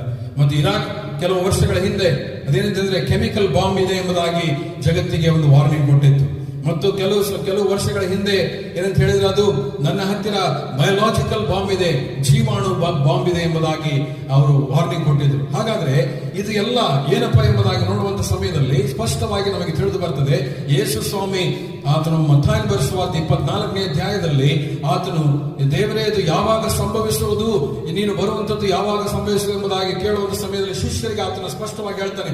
ಏನಂತ ಹೇಳಿದ್ರೆ, ನಾನು ಬರುವುದಕ್ಕಿಂತ ಮುಂಚೆ ನಿಮಗೆ ಅನೇಕರು ಬಂದು ಕ್ರಿಸ್ತನು ಅಲ್ಲಿದ್ದಾನೆ, ಕ್ರಿಸ್ತನು ಇಲ್ಲಿದ್ದಾನೆ, ಕ್ರಿಸ್ತನು ಆ ಊರಲ್ಲಿದ್ದಾನೆ, ಕ್ರಿಸ್ತನು ಆ ಒಂದು ಬೆಟ್ಟದಲ್ಲಿದ್ದಾನೆ ಎಂಬುದಾಗಿ ಹೇಳಿದರೆ ನೀವು ನಂಬಬೇಡ್ರಿ. ನಿಮ್ಮನ್ನ ಮೋಸಗೊಳಿಸುವುದಕ್ಕೆ ಅನೇಕರು ಬಂದು ಹಾಗೆ ನಿಮ್ಮನ್ನು ಮೋಸಗೊಳಿಸ್ತಾರೆ. ಅಲ್ಲಲ್ಲಿ ಯುದ್ಧಗಳಾಗುತ್ತೆ ಎಂಬುದಾಗಿ ನೀವು ಕೇಳ್ತೀರಿ, ಭೂಕಂಪಗಳಾಗುತ್ತೆ ಎಂಬುದಾಗಿ ಕೇಳ್ತೀರಿ, ಬರಗಳು ಬೀಳುತ್ತೆ ಎಂಬುದಾಗಿ ಕೇಳ್ತೀರಿ, ಅನೇಕ ವ್ಯಾಧಿಗಳು ಬರ್ತವೆ ಎಂಬುದಾಗಿ ನೀವು ಕೇಳಿಸ್ಕೊಳ್ತೀರಿ. ಇವೆಲ್ಲ ನಡೆಯುವಂತಹ ಸಮಯದಲ್ಲಿ ಮತ್ತಾಯನ ಬರೆಸುವಾರ್ತೆ 24ನೇ ಅಧ್ಯಾಯದಲ್ಲಿ ಆ ಯೇಸು ಸ್ವಾಮಿ ಹೇಳುವಂತ ಸಮಯದಲ್ಲಿ ಅಲ್ಲಿ 12 ಏನಂದ್ರೆ ಎರಡನೇ ಬರೋಣದ ಚಿಹ್ನೆಗಳ ಕುರಿತಾಗಿ ಅಲ್ಲಿ ಮಾತನಾಡುವಂತದ್ದಾಗಿದೆ. ಪ್ರಿಯರೇ, ಈ ಸಮಯದಲ್ಲಿ ದೇವರ ವಾಕ್ಯ ಹೇಳ್ತದೆ, ಎರಡನೆಯ ಜಾಗತಿಕ ಮಹಾಯುದ್ಧದಲ್ಲಿ ಏನಾಯ್ತು ಅಂದ್ರೆ, ನಿಮಗೆ ಒಂದು ಸಣ್ಣ ಸ್ಟ್ಯಾಟಿಸ್ಟಿಕ್ಸ್ ಹೇಳೋದಾದ್ರೆ 20 ಮಿಲಿಯನ್ ಜನ ಏನಂತ ಹೇಳಿದ್ರೆ ಕಾಲ್ನಡಿಗೆಯಲ್ಲಿ ಯುದ್ಧ ಮಾಡುವಾಗ 20 ಮಿಲಿಯನ್ ಜನ ಎರಡನೆಯ ಜಾಗತಿಕ ಮಹಾಯುದ್ಧದಲ್ಲಿ ಸತ್ತರು. 15ರಿಂದ 20 ಮಿಲಿಯನ್ ಜನ ಏರ್ ರೈಡ್ ನಲ್ಲಿ ಸತ್ತರು. 29 ಮಿಲಿಯನ್ ಜನ ಅವರಿಗೆ ಗಾಯಗಳಾದವು. 150 ಮಿಲಿಯನ್ ಜನ ಏನಂತ ಹೇಳಿದ್ರೆ ಮನೆಗಳಿಲ್ಲದೆ, ವಾಸಗಳಿಲ್ಲದೆ ಅವರು ಏನಂತಂದ್ರೆ ಅನಾಥರಾಗುವಂತ ಪರಿಸ್ಥಿತಿ ಬಂತು. ಪ್ರಿಯರೇ, ಒಂದು ನಿಮಗೆ ವಾಕ್ಯ ಹೇಳ್ತದೆ ಅಂತ ಹೇಳಿದ್ರೆ, ಈಗ ಜಗತ್ತಿನ ಒಂದು ಸತ್ಯ ಏನಂತ ಹೇಳಿದ್ರೆ, ಅಮೆರಿಕ ಜಪಾನ್ ಮೇಲೆ ಎರಡನೇ ಜಾಗತಿಕ ಮಹಾಯುದ್ಧದಲ್ಲಿ ಹಿರೋಶಿಮಾ ನಾಗಸಾಕಿ ಅನ್ನುವಂತ ಆ ಒಂದು ಸ್ಥಳದಲ್ಲಿ ಹಾಕಿದಂತ ನ್ಯೂಕ್ಲಿಯರ್ ಬಾಂಬಿಗೆ ಎಫೆಕ್ಟ್ ಏನಂತ ಹೇಳಿದ್ರೆ, ಇಲ್ಲಿಯವರೆಗೂ ಸಹಿತ ಅಲ್ಲಿ ಏನಂದ್ರೆ ಯಾವುದೇ ಒಂದು ಸಣ್ಣ ಬೆಳೆಯನ್ನು ಬೆಳೆಯೋದಕ್ಕೂ ಆಗ್ತಾ ಇಲ್ಲ. ಹಾಗಾದ್ರೆ ಜಗತ್ತು ಏನಂತ ಹೇಳಿದ್ರೆ ನಾಶನದ ಅಂಚಿನಲ್ಲಿ ಬಂದು ನಿಂತುಕೊಳ್ತಾ ಇದೆ. ಹಾಗಾದ್ರೆ ಆರ್ಮಗೆಡ್ಡನ್ ಅನ್ನುವಂಥದ್ದು no advance advertisement and agent for telling of this day. Armageddon ಯುದ್ಧ ಅದು ಮೂರನೆಯ ಜಾಗತಿಕ ಮಹಾಯುದ್ಧ ಸಂಭವಿಸುವಂತ ಒಂದು ಸಮಯ ಹತ್ತಿರ ಬರ್ತಾ ಇದೆ. ಆ ಸಂಭವಿಸುವಂತ ಸಮಯಕ್ಕಿಂತ ಮುಂಚೆ ನಮ್ಮ ರಕ್ಷಕನಾದ ಯೇಸು ಕ್ರಿಸ್ತನು ಒಂದು ವಾಗ್ದಾನ ಮಾಡಿ ಹೋಗಿದ್ದಾನೆ. ಏನಂತಿದ್ರೆ, ನಾನು ಬಂದು ನಿಮ್ಮನ್ನ ಕರೆದುಕೊಂಡು ಹೋಗುತ್ತೇನೆ ಎಂಬುದಾಗಿ. ಮತ್ತು 1 ಪೇತ್ರ 3ನೇ ಅಧ್ಯಾಯ 10ನೇ ವಚನದಲ್ಲಿ, once earth was washed by water but in future it shall be cleansed with fire ಎಂಬುದಾಗಿ. ಒಂದು ಸಾರಿ ಈ ಜಗತ್ತು ಪ್ರಳಯದಿಂದ, ನೀರಿನಿಂದ ಅದು ಸಂಪೂರ್ಣವಾಗಿ ನಾಶವಾಗಿದೆ. ಆದರೆ ಮುಂದೆ ಸಂಭವಿಸುವಂತಹ ಗತಿ ಏನಂತ ಹೇಳಿದ್ರೆ, ಅದು ಬೆಂಕಿಯಿಂದ ಸಂಪೂರ್ಣವಾಗಿ ಅದು ತೊಳೆಯಲ್ಪಡುತ್ತದೆ ಎಂಬುದಾಗಿ. ಪ್ರಿಯರೇ, ಅಂತ ಒಂದು ಪರಿಸ್ಥಿತಿಗೆ ನಾವು ಬಂದು ನಿಂತಿದ್ದೇವೆ. ಈ ದಿನವು ಯಾರಿಗೆ ತಿಳಿದಿದೆ ಎಂಬುದಾಗಿ ದೇವರ ವಾಕ್ಯದಲ್ಲಿ ನಾವು ನೋಡುವಂತ ಸಮಯದಲ್ಲಿ ಮತ್ತಾಯನ ಬರೆದ ಸುವಾರ್ತೆ 14ನೇ ಅಧ್ಯಾಯ 36ನೇ ವಚನದಲ್ಲಿ ಯೇಸು ಸ್ವಾಮಿ ಹೇಳ್ತಾರೆ, ಇದು ದೇವದೂತರಿಗೂ ಗೊತ್ತಿಲ್ಲ, ಇದು ನನಗೂ ಗೊತ್ತಿಲ್ಲ, ಇದು ಕೇವಲ ತಂದೆಗೆ ಮಾತ್ರ ಗೊತ್ತಿದೆ. ಅಂದ್ರೆ ತಂದೆಯ ಆಜ್ಞೆಯನ್ನ ಕಾಯ್ದುಕೊಂಡಿರುವಂತಹ ಮಗನು ಯಾವ ಕ್ಷಣದಲ್ಲಿ ಆತನು ಬರುತ್ತಾನೆ ನಮಗೆ ಗೊತ್ತಿಲ್ಲ. ಆತನು ಕಳ್ಳನು ಬರುವಂತಹ ರೂಪದಲ್ಲಿ ಆತನು ಬರ್ತಾನೆ. ಆತನು ಬರುವಂತ ಸಮಯದಲ್ಲಿ ನಾವು ಯಾರು ಸಹಿತ ಸಿದ್ಧರಾಗಿ, ನಾನು ಬರ್ತಾ ಇದ್ದೇನೆ, ನೀವು ಸಿದ್ಧರಾಗಿ ಎಂಬುದಾಗಿ ಒಂದು ವೇಳೆ ಹೇಳುವುದಾದ್ರೆ, ನಾವೆಲ್ಲ ಮಾಡಬೇಕಾದ ಎಲ್ಲಾ ಪಾಪಗಳನ್ನ ಮಾಡಿ, ನಾವು ಮಾಡಬೇಕಾದ ಎಲ್ಲಾ ದುರಾಚಾರಗಳನ್ನ ಮಾಡಿ, ಆ ಒಂದು ಕ್ಷಣದಲ್ಲಿ ಮಾತ್ರ ನಾವು ಸಿದ್ಧರಾಗಿ ದೇವರ ಪ್ರಸನ್ನತೆಯಲ್ಲಿ ನಿಂತುಕೊಳ್ಳಬೇಕೆಂಬುದಾಗಿ ಒಂದು ವೇಳೆ ನಾವು ಅಂದುಕೊಂಡ್ರೆ ಅಂತ ಒಂದು ಪರಿಸ್ಥಿತಿ ಯಾರಿಗೂ ಬರೋದಿಲ್ಲ. ಯಾಕಂದ್ರೆ ಕರ್ತನು ಕಳ್ಳನೋಪಾದಿಯಲ್ಲಿ ಬರುವಂತಹ ರೀತಿಯಲ್ಲಿ ಬರ್ತಾನೆ. ಆತನು ಯಾವ ಕ್ಷಣದಲ್ಲಿ ಬರ್ತಾನೆ ನಮಗೆ ಗೊತ್ತಿಲ್ಲ. ಆತನು ಬರುವುದಕ್ಕಿಂತ ಮುಂಚೆ ಸಭೆ ಎನ್ನುವಂತ ಕನ್ಯಕ್ಕೆ ಯೇಸು ಕ್ರಿಸ್ತ ನಂಬುವಂತ ಪ್ರತಿಯೊಬ್ಬ ವಿಶ್ವಾಸಿಗಳು, ಯೇಸು ಕ್ರಿಸ್ತನ ಮೇಲೆ ವಿಶ್ವಾಸಿಸುವಂತ ಪ್ರತಿಯೊಬ್ಬ ಮನುಷ್ಯನು ಆತನು ತನ್ನನ್ನು ತಾನು ಸಮೃದ್ಧಿಯ ಸಂಪೂರ್ಣವಾಗಿ ಆತನು ಸಿದ್ಧಪಡಿಸಿಕೊಳ್ಳಬೇಕು ಎಂಬುದಾಗಿ ದೇವರ ವಾಕ್ಯ ಬರೆಯಲ್ಪಟ್ಟಿದೆ. ಹಲ್ಲೆಲೂಯಾ.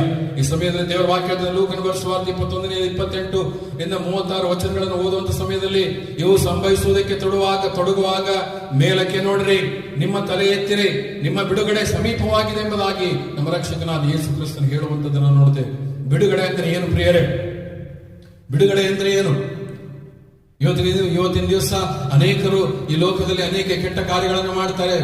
ಏನಂದ್ರೆ ರೇಪ್ಗಳನ್ನ ಮಾಡ್ತಾರೆ, ಮರ್ಡರ್ಗಳನ್ನು ಮಾಡ್ತಾರೆ, ಭ್ರಷ್ಟಾಚಾರ ಮಾಡ್ತಾರೆ, ದರೋಡೆಗಳನ್ನು ಮಾಡ್ತಾರೆ.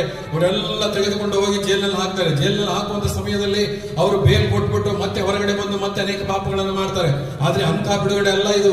ಈ ಬಿಡುಗಡೆ ಏನಂತ ಹೇಳಿದ್ರೆ, ಒಬ್ಬ ಪಾಪಿ ದೇವರ ಕಡೆಗೆ ತಿರುಗಿಕೊಂಡು ತನ್ನ ವಿಶ್ವಾಸದಲ್ಲಿ, ತನ್ನ ಹೃದಯದಲ್ಲಿ ಯೇಸು ಕ್ರಿಸ್ತನ ಸ್ವಂತ ರಕ್ಷಕ ಎಂಬುದಾಗಿ ಅಂಗೀಕಾರ ಮಾಡಿಕೊಂಡು ಕ್ರಿಸ್ತನಿಗೋಸ್ಕರ ಬದುಕುವಂತ ಪ್ರತಿಯೊಬ್ಬ ವಿಶ್ವಾಸಿಗೆ ಈ ಲೋಕದ ಎಲ್ಲಾ ಕಷ್ಟ, ಸಮಸ್ಯೆ, ಚಿಂತೆ, ದುಃಖ, ಕೊರತೆ, ನಿಂದೆ, ಮಾನ, ಅಪಮಾನ, ಅಪಹಾಸ್ಯ, ಅನಾರೋಗ್ಯ, ಅಸಮಾಧಾನ, ಎಲ್ಲಾ ರೀತಿಯಾದಂತಹ ಬಡತನ, ಕೊರ ಎಲ್ಲವುಗಳಿಂದ ಬಿಡುಗಡೆ ಕೊಡುವುದಕ್ಕೋಸ್ಕರ ನಮ್ಮ ರಕ್ಷಕನಾದ ಯೇಸು ಕ್ರಿಸ್ತನು ಬರುವಂತವನಾಗಿದ್ದಾನೆ. ಹಲ್ಲೆಲೂಯಾ. ಆತನು ತಿರುಗಿ ಬರುತ್ತೇನೆ ಎಂಬುದಾಗಿ ವಾಗ್ದಾನ ಮಾಡಿದೆ. ದೇಹ ಪರಿಪೂರ್ಣತೆಯನ್ನು ಹೊಂದುವಂಥದ್ದು, ದೇಹ ಅಮರತ್ವವನ್ನು ಹೊಂದುವಂಥದ್ದು, ಎಲ್ಲಾ ಶಾರೀರಿಕ, ಆತ್ಮಿಕ, ಮಾನಸಿಕ ದುರ್ಬಲ ಸ್ಥಿತಿಯಿಂದ ಅಮರತ್ವಕ್ಕೆ ಮಾರ್ಪಡುವಂತಹ ಬಿಡುಗಡೆ, ದೇವರ ಮಹಾಕೋಪದಿಂದ ನಿತ್ಯತ್ವದಲ್ಲಿ ತಪ್ಪಿಸಿಕೊಳ್ಳುವಂತಹ ಒಂದು ಬಿಡುಗಡೆಯನ್ನ ದೇವರು ಆತನು ಕೊಡುವಂತವನಾಗಿದ್ದಾನೆ. ಹಲ್ಲೆಲೂಯಾ. ಕ್ರೈಸ್ತರಿಗೆ ಆಗುವಂತಹ ಹಿಂಸೆಗಳು, ಒಂದು ವೇಳೆ ಅನೇಕ ಕ್ರೈಸ್ತರು ಈಗಾಗಲೇ ನಾವು ನೋಡ್ತಾ ಇದ್ದೇವೆ ಅಂತ ಹೇಳಿದ್ರೆ, ಅನೇಕ ಕಡೆಗಳಲ್ಲಿ ಸೇವಕರನ್ನ ಹೊಡೆದು ಅವರಿಗೆ ಕ್ರಿಸ್ತನ ಸುವಾರ್ತೆಯನ್ನು ಸಾರಬೇಡದೆಂಬುದಾಗಿ ಅನೇಕರಿಗೆ ಹಿಂಸೆ ಕೊಡ್ತಾ ಇದ್ದಾರೆ. ಅನೇಕ ಏನಾದ್ರೆ ನಂಬಿದಂತಹ ವಿಶ್ವಾಸಗಳಿಗೆ ಅನೇಕ ಕಡೆಗಳಲ್ಲಿ ಹಿಂಸೆಗಳಾಗ್ತಾ ಇದ್ದಾವೆ. ಅನೇಕ ಕಡೆಗಳಲ್ಲಿ ಸಭೆಗಳನ್ನ ಒಡೆದು ಹಾಕ್ತಾ ಇದ್ದಾರೆ. ಅನೇಕ ಸಭೆಗಳಲ್ಲಿ ಹೋಗಿ ಆಲಯಗಳಲ್ಲಿ ಹೋಗಿಬಿಟ್ಟು ಆಲಯದಲ್ಲಿ ಇದ್ದಂತಹ ವಸ್ತುಗಳನ್ನ, ಪವಿತ್ರವಾದ ವಸ್ತುಗಳನ್ನೆಲ್ಲ ಹೊರಗೆ ಬೀಸಾಡಿ ಒಂದು ಅಪಮಾನಕರವಾದಂತಹ ಸಂಗತಿಗಳು ಈ ಲೋಕದಲ್ಲಿ ಆಗಲೇ ನಡೀತಾ ಇದೆ. ಈ ಕ್ರಿಸ್ತ ವಿರೋಧಿ ಅನ್ನುವಂಥವನು ಆತನು ಆಗಲೇ ತನ್ನ ಕಾರ್ಯವನ್ನ ಶುರು ಮಾಡಿಬಿಟ್ಟಿದ್ದಾನೆ. ಅದಕ್ಕೆ ನಾನು ಹೇಳಿದೆ, V are in the beginning of the end times. ನಾವು ಅಂತ್ಯಕಾಲದ ಶುರುವಾತಿನಲ್ಲಿದ್ದೇವೆ. ಅಂತ್ಯಕಾಲ ಹತ್ತಿರ ಬರ್ತಾ ಇದೆ. ಅಂತ್ಯಕಾಲವು ಏನಂತ ಹೇಳಿದ್ರೆ, ಈಗ ಕ್ರಿಸ್ತ ವಿರೋಧಿ ತನ್ನ ಅಪವಿತ್ರವಾದಂತ ತನ್ನ ಒಂದು ಸ್ಥಾನವನ್ನ ಆತನು ಪವಿತ್ರವಾದ ಸ್ಥಳದಲ್ಲಿ ಇನ್ನೂ ಸ್ವಲ್ಪ ದಿವಸಗಳಲ್ಲಿ ಆತನು ತೆಗೆದುಕೊಂಡು ಬಂದು ಆತನು ತನ್ನ ಒಂದು ಅಶ್ಲೀಲವಾದಂತ, ಅಪವಿತ್ರವಾದಂತ, ಪಾಪಮಯವಾದಂತ ಒಂದು ಏನಂದ್ರೆ ತನ್ನ ಒಂದು ವ್ಯಕ್ತಿತ್ವವನ್ನು ತಂದು ಪವಿತ್ರವಾದ ಸ್ಥಳದಲ್ಲಿ ಇಡುವಂತಹ ಸಮಯ ಇನ್ನೇನು ಹತ್ತಿರವಾಗ್ತಾ ಇದೆ. ಕ್ರೈಸ್ತರಿಗೆ ಅನೇಕ ಹಿಂಸೆಗಳಾಗ್ತಾ ಇದ್ದಾವೆ. ಅನೇಕ ಕಡೆಗಳಲ್ಲಿ ಕ್ರೈಸ್ತರು ತಮ್ಮ ನಂಬಿಕೆಯಲ್ಲಿ ದೃಢವಾಗಿ ನಿಂತುಕೊಳ್ಳುವುದಕ್ಕೋಸ್ಕರ ರಕ್ತ ಸುರಿಸ್ತಾ ಇದ್ದಾರೆ. ಕೆಲವು ವರ್ಷಗಳ ಹಿಂದೆ ಒರಿಸ್ಸಾದಲ್ಲಿ ಬಹಳ ದೊಡ್ಡ ಹಿಂಸೆ ಆಯಿತು. ಅನೇಕ ಕ್ರೈಸ್ತರನ್ನ ಕೊಂದು ಹಾಕಿದ್ರು. ಅನೇಕ ಕ್ರೈಸ್ತರನ್ನ ಬೀದಿಗಳಲ್ಲಿ ಅವರು ಕೊಲ್ತಾ ಇರುವಂತಹ ಸಮಯದಲ್ಲಿ ಪೊಲೀಸರಲ್ಲಿ ನಿಂತುಕೊಂಡು ಅದರ ಒಂದು ಸಾಕ್ಷಿಗಳಾಗಿ ನಿಂತುಕೊಂಡ್ರೆ ಹೊರತು ಆ ಪೊಲೀಸರ ಏನಂದ್ರೆ ಸಾಯ್ತಾ ಇರುವಂತಹ ಕ್ರೈಸ್ತರಿಗೋಸ್ಕರ ಏನಾದ್ರೂ ಮಾಡಬೇಕೆಂಬುದಾಗಿ ಮುಂದೆ ಬರಲಿಲ್ಲ. ಯಾಕೆ ಅಂತ ಹೇಳಿದ್ರೆ, ಜಗತ್ತನ್ನ ಈಗ ಆಳ್ತಾ ಇರುವಂತಹ ದುಷ್ಟ ಸೈತಾನನ ತನ್ನ ಅಟ್ಟಹಾಸದಿಂದ ಆತನು ಕ್ರೈಸ್ತರ ಮೇಲೆ ಹಿಂಸೆಯನ್ನು ಮಾಡ್ತಾ ಇದ್ದಾನೆ. ಕರ್ನಾಟಕದಲ್ಲಿ ಅನೇಕ ಸಭೆಗಳ ಮೇಲೆ ಹಿಂಸೆಗಳಾದವು. ಹಾಗಾದ್ರೆ ಆಕಾಶದ ಆ ಕಾಲದಲ್ಲಿ ಬರುವುದಕ್ಕಿಂತ ಮುಂಚೆ ಕುಟುಂಬ ಕಲಹ, ಪಾಪ ಹೆಚ್ಚಾಗುವಂಥದ್ದು, ಜ್ಞಾನ ಹೆಚ್ಚಾಗುವಂಥದ್ದು, ಮಾರಣಾಂತಿಕ ವ್ಯಾಧಿಗಳು ಬರುವಂಥದ್ದು ನಾವು ದೇವರ ವಾಕ್ಯದಲ್ಲಿ ಕೇಳಿಸಿಕೊಳ್ತೇವೆ. ಹಲ್ಲೆಲೂಯಾ. ಪ್ರಿಯರೇ, we are in the beginning of the end times. ಅಂತ್ಯಕಾಲದ ಶುರುವಾತಿನಲ್ಲಿ ನಾವಿದ್ದೇವೆ. ಇಲ್ಲಿ ದೇವರ ವಾಕ್ಯ ಹೇಳ್ತದೆ, ಆ ಕಾಲದಲ್ಲಿ ವ್ಯಾಧಿಗಳು ಹೆಚ್ಚಾಗ್ತವೆ ಎಂಬುದಾಗಿ ನಿಮಗೆ ಒಂದು ಸ್ಪಷ್ಟವಾದ ತಿಳುವಳಿಕೆ ಇರಲಿ. ಏನಂತ ಹೇಳಿದ್ರೆ, 2000 ವರ್ಷಗಳ ಹಿಂದೆ ಕುಷ್ಠರೋಗ ಬಂತಂತ ಹೇಳಿದ್ರೆ ಅವರನ್ನ ಸಂಪೂರ್ಣವಾಗಿ ಯಾವುದೋ ಒಂದು ಮೂಲೆಯಲ್ಲಿ ಊರಿನ ಹೊರಗಡೆ ಯಾವುದೋ ಒಂದು ಗವಿಯಲ್ಲಿ ಅವ್ರನ್ನ ಇಟ್ಟು ಬಿಡ್ತಾ ಇದ್ರು. ಅವ್ರನ್ನ ಅಸ್ಪೃಶ್ಯರು ಎಂಬುದಾಗಿ ನೋಡ್ತಾ ಇದ್ರು. ಟಿಬಿ ಕಾಯಿಲೆ ಬಂದ್ರೆ ಅವ್ರನ್ನ ಅಸ್ಪೃಶ್ಯರನ್ನಾಗಿ ನೋಡ್ತಾ ಇದ್ರು. ಟಿಬಿ ಬಂತು, ಕುಷ್ಠರೋಗ ಬಂತು, ಕ್ಯಾನ್ಸರ್ ಬಂತು, ಹೆಪಟೈಟಿಸ್ ಬಿ ಅನ್ನುವಂಥದ್ದು ಬಂತು, H1N1 ಅನ್ನುವಂಥದ್ದು ಬಂತು, ಏಡ್ಸ್ ಬಂತು, ಡೆಂಗ್ಯೂ ಬಂತು, ಚಿಕನ್ ಗುನ್ಯಾ ಅನ್ನುವಂಥದ್ದು ಬಂತು, ಮತ್ತು ಈಗ ನೆಬೋಲಾ ಅನ್ನುವಂಥದ್ದು ಬಂತು. ಈಗ ಕರೋನಾ ವೈರಸ್ ಅನ್ನುವಂಥದ್ದು ಬಂದಿದೆ. There are many people who are afraid of coronavirus more than God. ದೇವರ ವಾಕ್ಯದಲ್ಲಿ ಸ್ಪಷ್ಟವಾಗಿ ಬರೆಯಲ್ಪಟ್ಟಿದೆ, ನಿನ್ನ ದೇಹವನ್ನ ಕೊಲ್ಲುವವನಿಗಿಂತ ನಿನ್ನ ದೇಹವನ್ನ ಬೆಂಕಿಯಲ್ಲಿ ಹಾಕುವಂತಹ ದೇವರಿಗೆ ಭಯಪಡು. ಹಲ್ಲೆಲೂಯಾ. ನಿನ್ನ ದೇಹವನ್ನ ಒಂದು ವೇಳೆ ಇವತ್ತಿನ ದಿವಸ ನಿನ್ನ ಕಣ್ಣು ಪಾಪದಲ್ಲಿ ಶಿಕ್ಷೋದಾದ್ರೆ ಆ ಕಣ್ಣನ್ನ ಕಿತ್ತಿ ಹಾಕು, ಕೈಯನ್ನು ಪಾಪದಲ್ಲಿ ಶಿಕ್ಷೋದಾದ್ರೆ ಆ ಕೈಗಳನ್ನ ಕಿತ್ತಿ ಹಾಕು, ಆ ಕಾಲುಗಳನ್ನು ಪಾಪದಲ್ಲಿ ಬೀಳಿಸುವುದಾದ್ರೆ ಆ ಕಾಲುಗಳನ್ನು ತೆಗೆದು ಹಾಕು.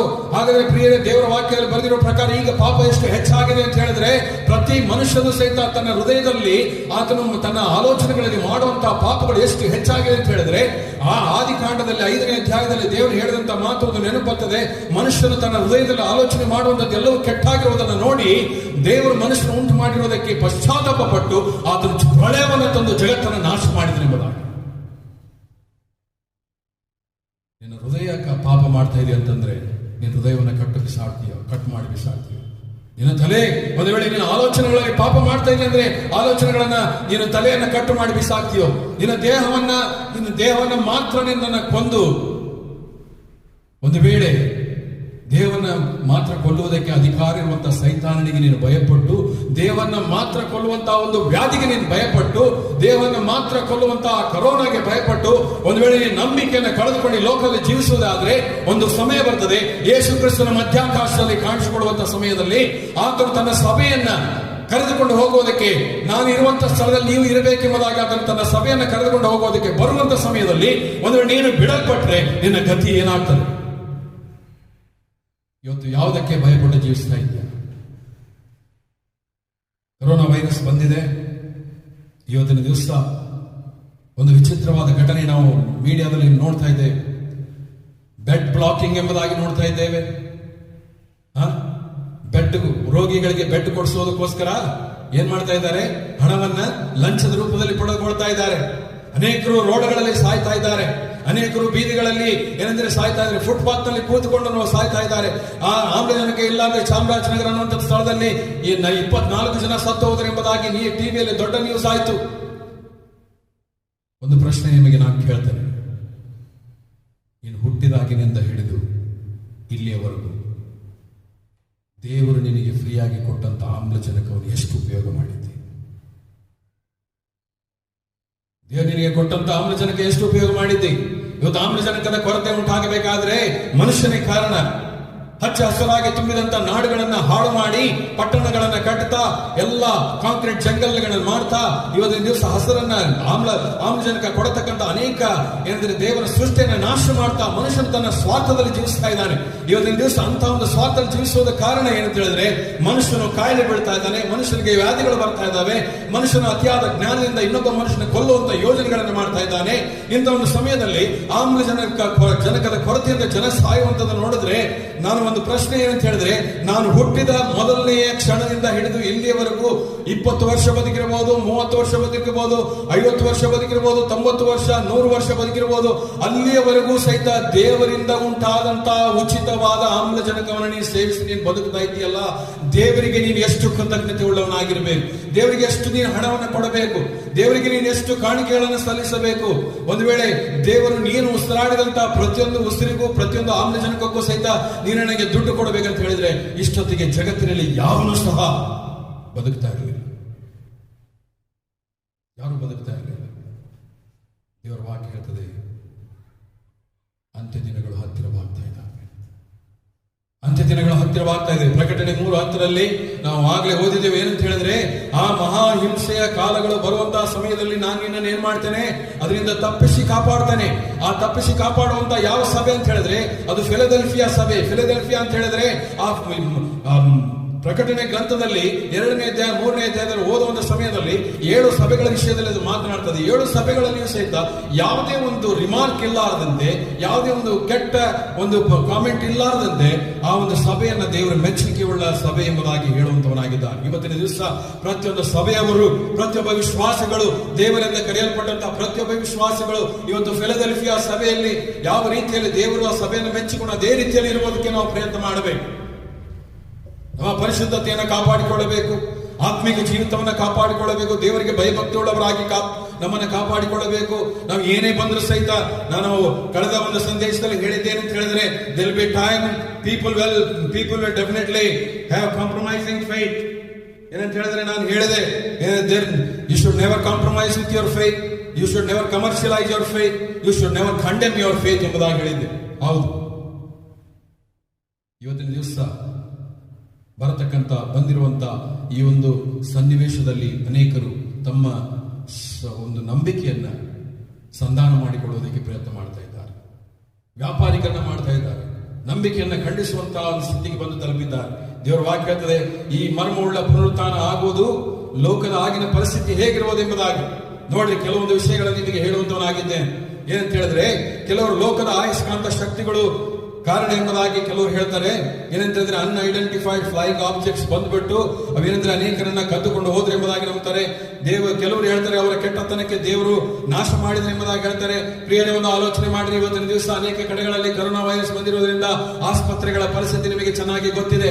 ಆದ್ರೆ ಒಂದು ಕ್ಷಣ ನೀವು ಆಲೋಚನೆ ಮಾಡ್ರಿ, ಏನಂತ ಹೇಳಿದ್ರೆ ಇದ್ದಕ್ಕಿದ್ದಂತೆ ಮರ್ಮವುಳ್ಳಂತಹ ಪುನರುತ್ಥಾನ ಆಗುವಂತಹ ಸಮಯದಲ್ಲಿ ಇದ್ದಕ್ಕಿದ್ದಂತೆ ಜನರು ಎತ್ತಲ್ಪಡುವಂತ ಸಮಯದಲ್ಲಿ ಆಸ್ಪತ್ರೆಗಳಲ್ಲಿ ರೋಗಿಗಳು ಒಂದು ವೇಳೆ ವಿಶ್ವಾಸಿಗಳಾಗಿದ್ರೆ, ನರ್ಸ್ಗಳು ಒಂದು ವೇಳೆ ವಿಶ್ವಾಸಿಗಳಾಗಿದ್ರೆ, ಡಾಕ್ಟರ್ಗಳು ಒಂದು ವೇಳೆ ವಿಶ್ವಾಸಿಗಳಾಗಿದ್ರೆ, ಅಥವಾ ಏನಪ್ಪಾ ಅಂದ್ರೆ ಸಂಬಂಧಿಗಳು ಆಪರೇಷನ್ ಥಿಯೇಟರ್ ಒಂದು ವೇಳೆ ಇಂಥ ಒಂದು ಸಮಯದಲ್ಲಿ ಒಂದು ವೇಳೆ ಮರ್ಮವುಳ್ಳ ಪುನರುತ್ಥಾನ ಆಗುವುದಾದ್ರೆ ಆಗಿನ ಪರಿಸ್ಥಿತಿ ಆಸ್ಪತ್ರೆಗಳಲ್ಲಿ ಹೇಗಿರ್ತದೆ ಅಂತ ಆಲೋಚನೆ ಮಾಡಿ.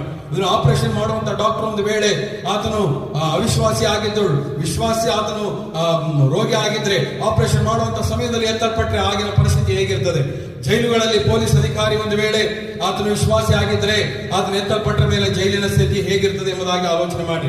ಕೈದಿಗಳು ಒಂದು ವೇಳೆ ವಿಶ್ವಾಸಿಗಳಾಗಿದ್ರೆ ಅವ್ರು ಎತ್ತಲ್ಪಟ್ರೆ ಜೈಲನ್ನ ಪರಿಸ್ಥಿತಿ ಹೇಗಿರ್ತದೆ ಎಂಬುದಾಗಿ ಆಲೋಚನೆ ಮಾಡಿ. ಅಂಗಡಿ ಬೀದಿಗಳಲ್ಲಿ ವ್ಯಾಪಾರಸ್ಥರು ಕೊಂಡುವುದು ಮಾಡುವಂತಹ ಸಮಯದಲ್ಲಿ ಒಂದು ವೇಳೆ ಆ ಒಂದು ಸಮಯದಲ್ಲಿ ನಡೆಯುವಂತಹ ಒಂದು ಘಟನೆ ಮರ್ಮವುಳ್ಳ ಪುನರುತ್ಥಾನ ಅದು ಯಾವಾಗ ಬರ್ತದೆ ನಮಗೆ ಗೊತ್ತಿಲ್ಲ. ಹಗಲು ಬರ್ತದೋ, ರಾತ್ರಿ ಬರ್ತದೋ, ಮಧ್ಯರಾತ್ರಿಯಲ್ಲಿ ಬರ್ತದೋ, ಬೆಳಗ್ಗೆ ಮುಂಜಾನೆ ಬರ್ತದೋ, ಮಧ್ಯಾಹ್ನದ ಹೊತ್ತಿನಲ್ಲಿ ಬರ್ತದೋ ನಮಗೆ ಗೊತ್ತಿಲ್ಲ. ಅಂತ ಒಂದು ಸಮಯದಲ್ಲಿ ಒಂದು ವೇಳೆ ರಸ್ತೆ ಬೀದಿಗಳಲ್ಲಿ ವ್ಯಾಪಾರ ಮಾಡುವಂತಹ ವ್ಯಾಪಾರಸ್ಥರ ಸಮಯದಲ್ಲಿ ಅಲ್ಲಿ ಆ ಮರ್ಮವುಳ್ಳ ಒಂದು ಪುನರುತ್ಥಾನ ಆಗುವುದಾದ್ರೆ ಎಂತಹ ಪರಿಸ್ಥಿತಿ ಇರ್ತದೆ ಎಂಬುದಾಗಿ ನೀವು ಆಲೋಚನೆ ಮಾಡಿ. ಶಾಲೆ ಕಾಲೇಜುಗಳಲ್ಲಿ ಉಪಾಧ್ಯಾಯರು, ವಿದ್ಯಾರ್ಥಿಯರುಗಳು ಇರುವಂತಹ ಸಮಯದಲ್ಲಿ ಒಂದು ವೇಳೆ ಆ ಒಂದು ಮರ್ಮವುಳ್ಳ ಪುನರುತ್ಥಾನ ಆಗುವುದಾದ್ರೆ ಆ ಒಂದು ಸ್ಕೂಲು ಕಾಲೇಜುಗಳಲ್ಲಿ ಆಗುವಂತಹ ವಿಚಿತ್ರವಾದಂತಹ ಸಂಭವಗಳು ಹೇಗಿರ್ತವೆ ಎಂಬುದಾಗಿ ನೀವು ಆಲೋಚನೆ ಮಾಡಿ. ಕಾರ್ಯಾಲಯಗಳು, ಅಧಿಕಾರಿಗಳು, ಕೆಲಸಗಾರರು, ಆಮೇಲೆ ಜಡ್ಜ್ಗಳು ಅಲ್ಲಿ ಕೂತ್ಕೊಂಡ ಸಮಯದಲ್ಲಿ ಇಂಥ ಒಂದು ಪರಿಸ್ಥಿತಿ ಸಂಭವಿಸುವುದಾದ್ರೆ ಆ ಸಮಯದಲ್ಲಿ ಆ ನಡೆಯತಕ್ಕಂಥ ವಿಚಿತ್ರವಾದ ಘಟನೆಗಳು ಏನಾಗ್ತದೆ ಎಂಬುದಾಗಿ ಆಲೋಚನೆ ಮಾಡಿ. ಬ್ಯಾಂಕ್ಗಳಲ್ಲಿ ಹಣ ಕೊಡುವಂತವರು, ಹಣ ತೆಗೆದುಕೊಳ್ಳುವಂತವರು ಇರುವಂತಹ ಸಮಯದಲ್ಲಿ ಕೌಂಟರ್ ನಲ್ಲಿ ಒಬ್ಬ ಕಳ್ಳ ನಿಂತ್ಕೊಂಡಿರ್ತಾನೆ, ಅವನು ಹಣ ತಗೊಳ್ಕೊಳ್ತಾ ಇರ್ತಾನೆ. ಆ ಕೌಂಟರ್ ನಲ್ಲಿ ಇದ್ದಂತಹ ಒಂದು ವ್ಯಕ್ತಿ ರಕ್ಷಣೆ ಹೊಂದಿದವರಾಗಿದ್ರೆ ಅವನು ತಕ್ಕನೆ ಎತ್ತಲ್ಪಡುವುದರ ಅನೇಕ ದರೋಡೆಗಳು, ಅನೇಕ ಮೋಸಗಳು, ಅನೇಕ ಕಡೆಗಳಲ್ಲಿ ಕೊಲೆಗಳು ನಡೆಯುವಂತವುಗಳಾಗಿವೆ. ರಸ್ತೆಗಳಲ್ಲಿ ವಿಚಿತ್ರ ಅಪಘಾತಗಳು ಸಂಭವಿಸುವಂತದ್ದು. ನೀವು ಆಲೋಚನೆ ಮಾಡ್ರಿ, ಲಕ್ಷಗಟ್ಟಲೆ ಏನೆಂದ್ರೆ ವೆಹಿಕಲ್ಗಳು ಅಡ್ಡಾಡುವಂತ ಸಮಯದಲ್ಲಿ ಒಂದು ವೇಳೆ ಅನೇಕ ವಿಶ್ವಾಸಗಳು ಆ ಕಾರ್ಗಳಲ್ಲಿ, ಬೈಕ್ಗಳಲ್ಲಿ, ಒಂದು ವೇಳೆ ಬಸ್ಗಳಲ್ಲಿ, ಲಾರಿಗಳಲ್ಲಿ ಹೋಗ್ತಾ ಇರುವಂತಹ ಅನೇಕ ಜನರು ಒಂದು ವೇಳೆ ವಿಶ್ವಾಸಗಳಾಗಿದ್ರೆ ತಕ್ಷಣ ಆ ಒಂದು ಸ್ಥಳಗಳಲ್ಲಿ ಆ ಒಂದು ಎತ್ತಲ್ಪಡುವಿಕೆ ಸಂಭವಿಸುವುದಾದ್ರೆ ಆ ರೋಡ್ಗಳಲ್ಲಿ ಎಷ್ಟು ಆಕ್ಸಿಡೆಂಟ್ಗಳಾಗ್ತವೆ, ಎಷ್ಟು ಜನ ಸಾಯ್ತಾರೆ. ಆ ಸಮಯದಲ್ಲಿ ಇಡೀ ಜಗತ್ತಿನಲ್ಲಿ ಒಂದು ಕೋಲಾಹಲ. ಹೋಟೆಲ್ಗಳಲ್ಲಿ ಬಂದಂತವರು, ಒಂದು ವೇಳೆ ವೇಟರ್ಗಳಿರುವಂತವರು ಮತ್ತು ಬೇರೆಯವರು, ಅಲ್ಲಿ ಹೋಟೆಲ್ಗೆ ಬಂದಂತ ಕಸ್ಟಮರ್ಸ್ ಒಂದು ವೇಳೆ ಎತ್ತಲ್ಪಟ್ರೆ ಎಂತ ಪರಿಸ್ಥಿತಿ ಇರ್ತದೆ. ಕಾರ್ಖಾನೆಗಳಲ್ಲಿ ಕೆಲಸಗಾರರು, ಅಧಿಕಾರಿಗಳು, ಕುಟುಂಬದಲ್ಲಿ ತಂದೆ ತಾಯಿ ಮಕ್ಕಳು ಒಂದು ವೇಳೆ ಯಾರಾದ್ರೂ ಎತ್ತಲ್ಪಟ್ರೆ ಆ ಸಮಯದಲ್ಲಿ ಆಗುವಂತಹ ವಿಚಿತ್ರವಾದಂತಹ ಆ ಸಾವು ನೋವುಗಳ ವಿಷಯದಲ್ಲಿ ಆಲೋಚನೆ ಮಾಡಿ. ಪ್ರಯಾಣದಲ್ಲಿರುವಂತವರು ಬಸ್ಸು, ಕಾರು, ರೈಲು, ಆಟೋ, ಬೈಕು ಇವೆಲ್ಲ ಹೋಗುವಂತ ಸಮಯದಲ್ಲಿ ಒಂದು ವೇಳೆ ರಸ್ತೆಗಳಲ್ಲಿ ಸಡನ್ ಆಗಿ ಆ ಒಂದು ಮರ್ಮವುಳ್ಳ ಪುನರುತ್ಥಾನ ಆಗುವುದೇ ಆದರೆ ಜಗತ್ತಿನ ಆಗಿನ ಪರಿಸ್ಥಿತಿ ಹೇಗಿರ್ತದೆ ಆಲೋಚನೆ ಮಾಡಿ.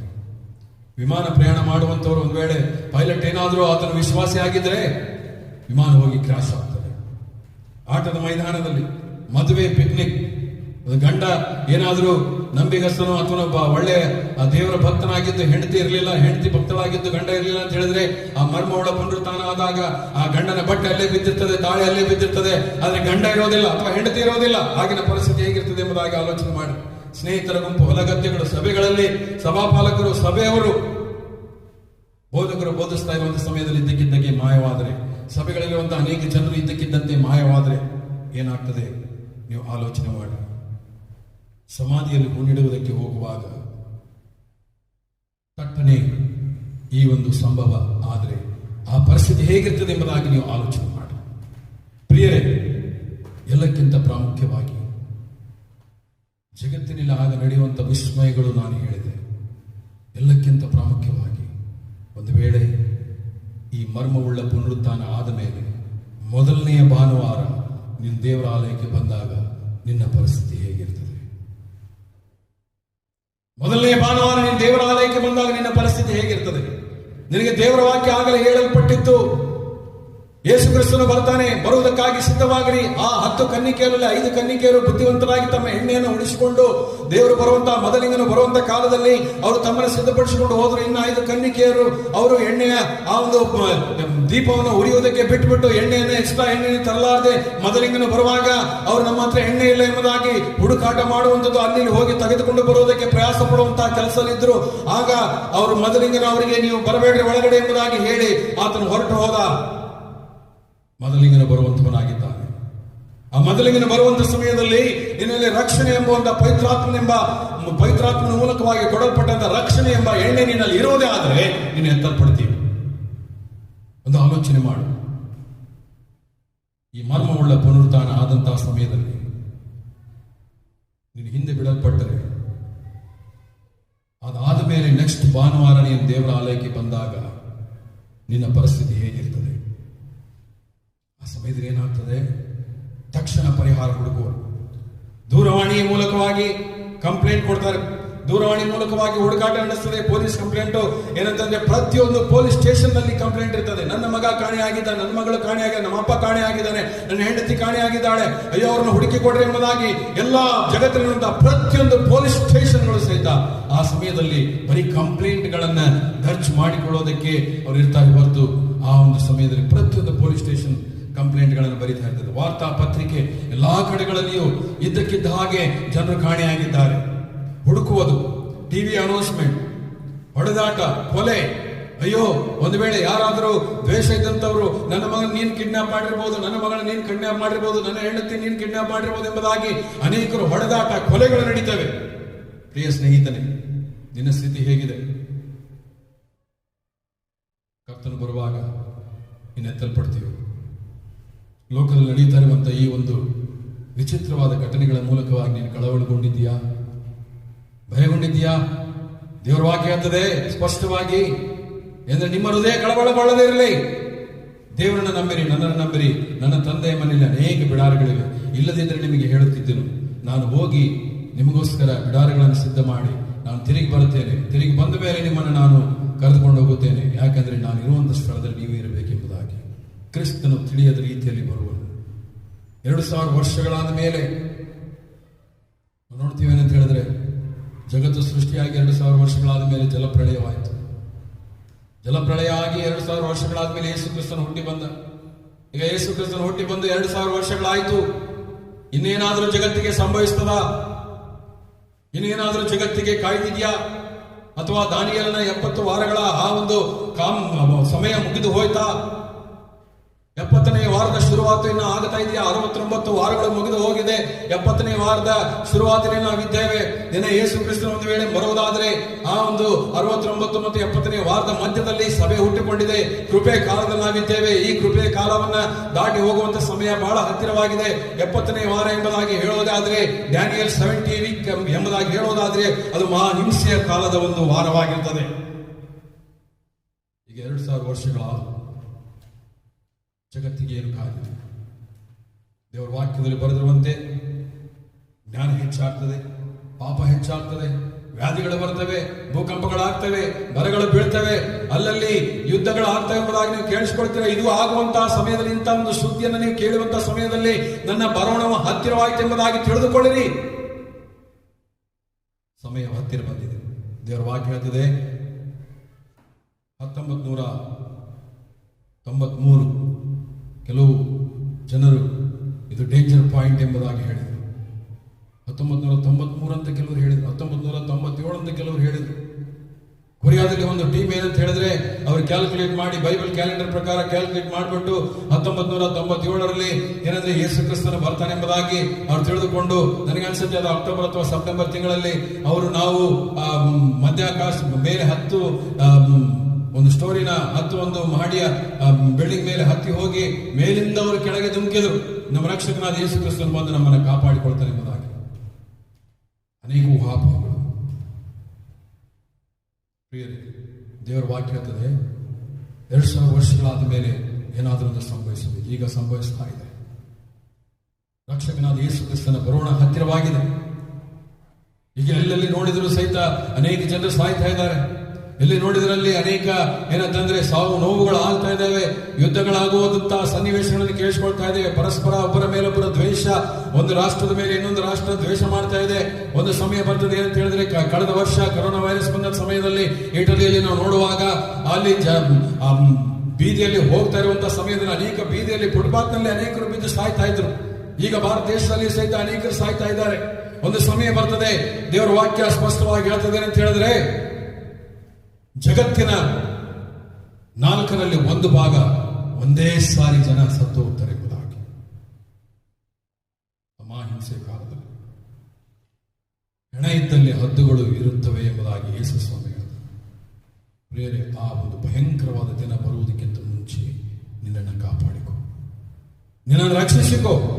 ಯಾಕೆಂತ ಹೇಳಿದ್ರೆ ಯೇಸು ಕ್ರಿಸ್ತನು ಬರುವಂತ ಸಮಯ ಅದು ಹತ್ತಿರವಾಗ್ತಾ ಇದೆ. ಈ ವರ್ಷ ಮುಗಿಯುವುದರೊಳಗೆ ಕೆಲವರು ಬರುತ್ತಾನೆ ಎಂಬುದಾಗಿ ಅನ್ನುತ್ತಾರೆ. ಮುಂದಿನ ತಿಂಗಳ ಬರುತ್ತಾನೆ ಎಂಬುದಾಗಿ ಅನ್ನಬಹುದು, ಮುಂದಿನ ವಾರ ಎಂಬುದಾಗಿ ಹೇಳಬಹುದು, ನಾಳೆ ಬರಬಹುದು, ಮಧ್ಯರಾತ್ರಿ ಬರಬಹುದು. ಒಂದು ವೇಳೆ ಸಂದೇಶ ಮುಗಿಯುವುದರೊಳಗೆ ಒಂದು ವೇಳೆ ಯೇಸು ಕ್ರಿಸ್ತನು ಬಂದ್ರೆ ನಾವು ಏನ್ ಮಾಡ್ತೇವೆ? ನಿನ್ನ ಪಕ್ಕದಲ್ಲಿರುವಂತಹ ವಿಶ್ವಾಸಿ ಇದ್ದಕ್ಕಿದ್ದ ಹಾಗೆ ಕಾಣೆಯಾದ ನೀನು ಏನ್ ಮಾಡ್ತೀಯ? ನೀನು ಹಿಂದೆ ಬಿಡಲ್ಪಟ್ಟರೆ ನಿನ್ನ ಗತಿ ಏನು? ನೀನು ಹಿಂದೆ ಬಿಡಲ್ಪಟ್ಟರೆ ನಿನ್ನ ಗತಿ ಏನು? ಅದಕ್ಕೆ ದೇವರ ವಾಕ್ಯ ಹೇಳ್ತದೆ, ದೇವ ಕೋಪದಿಂದ ತಪ್ಪಿಸಿಕೊ.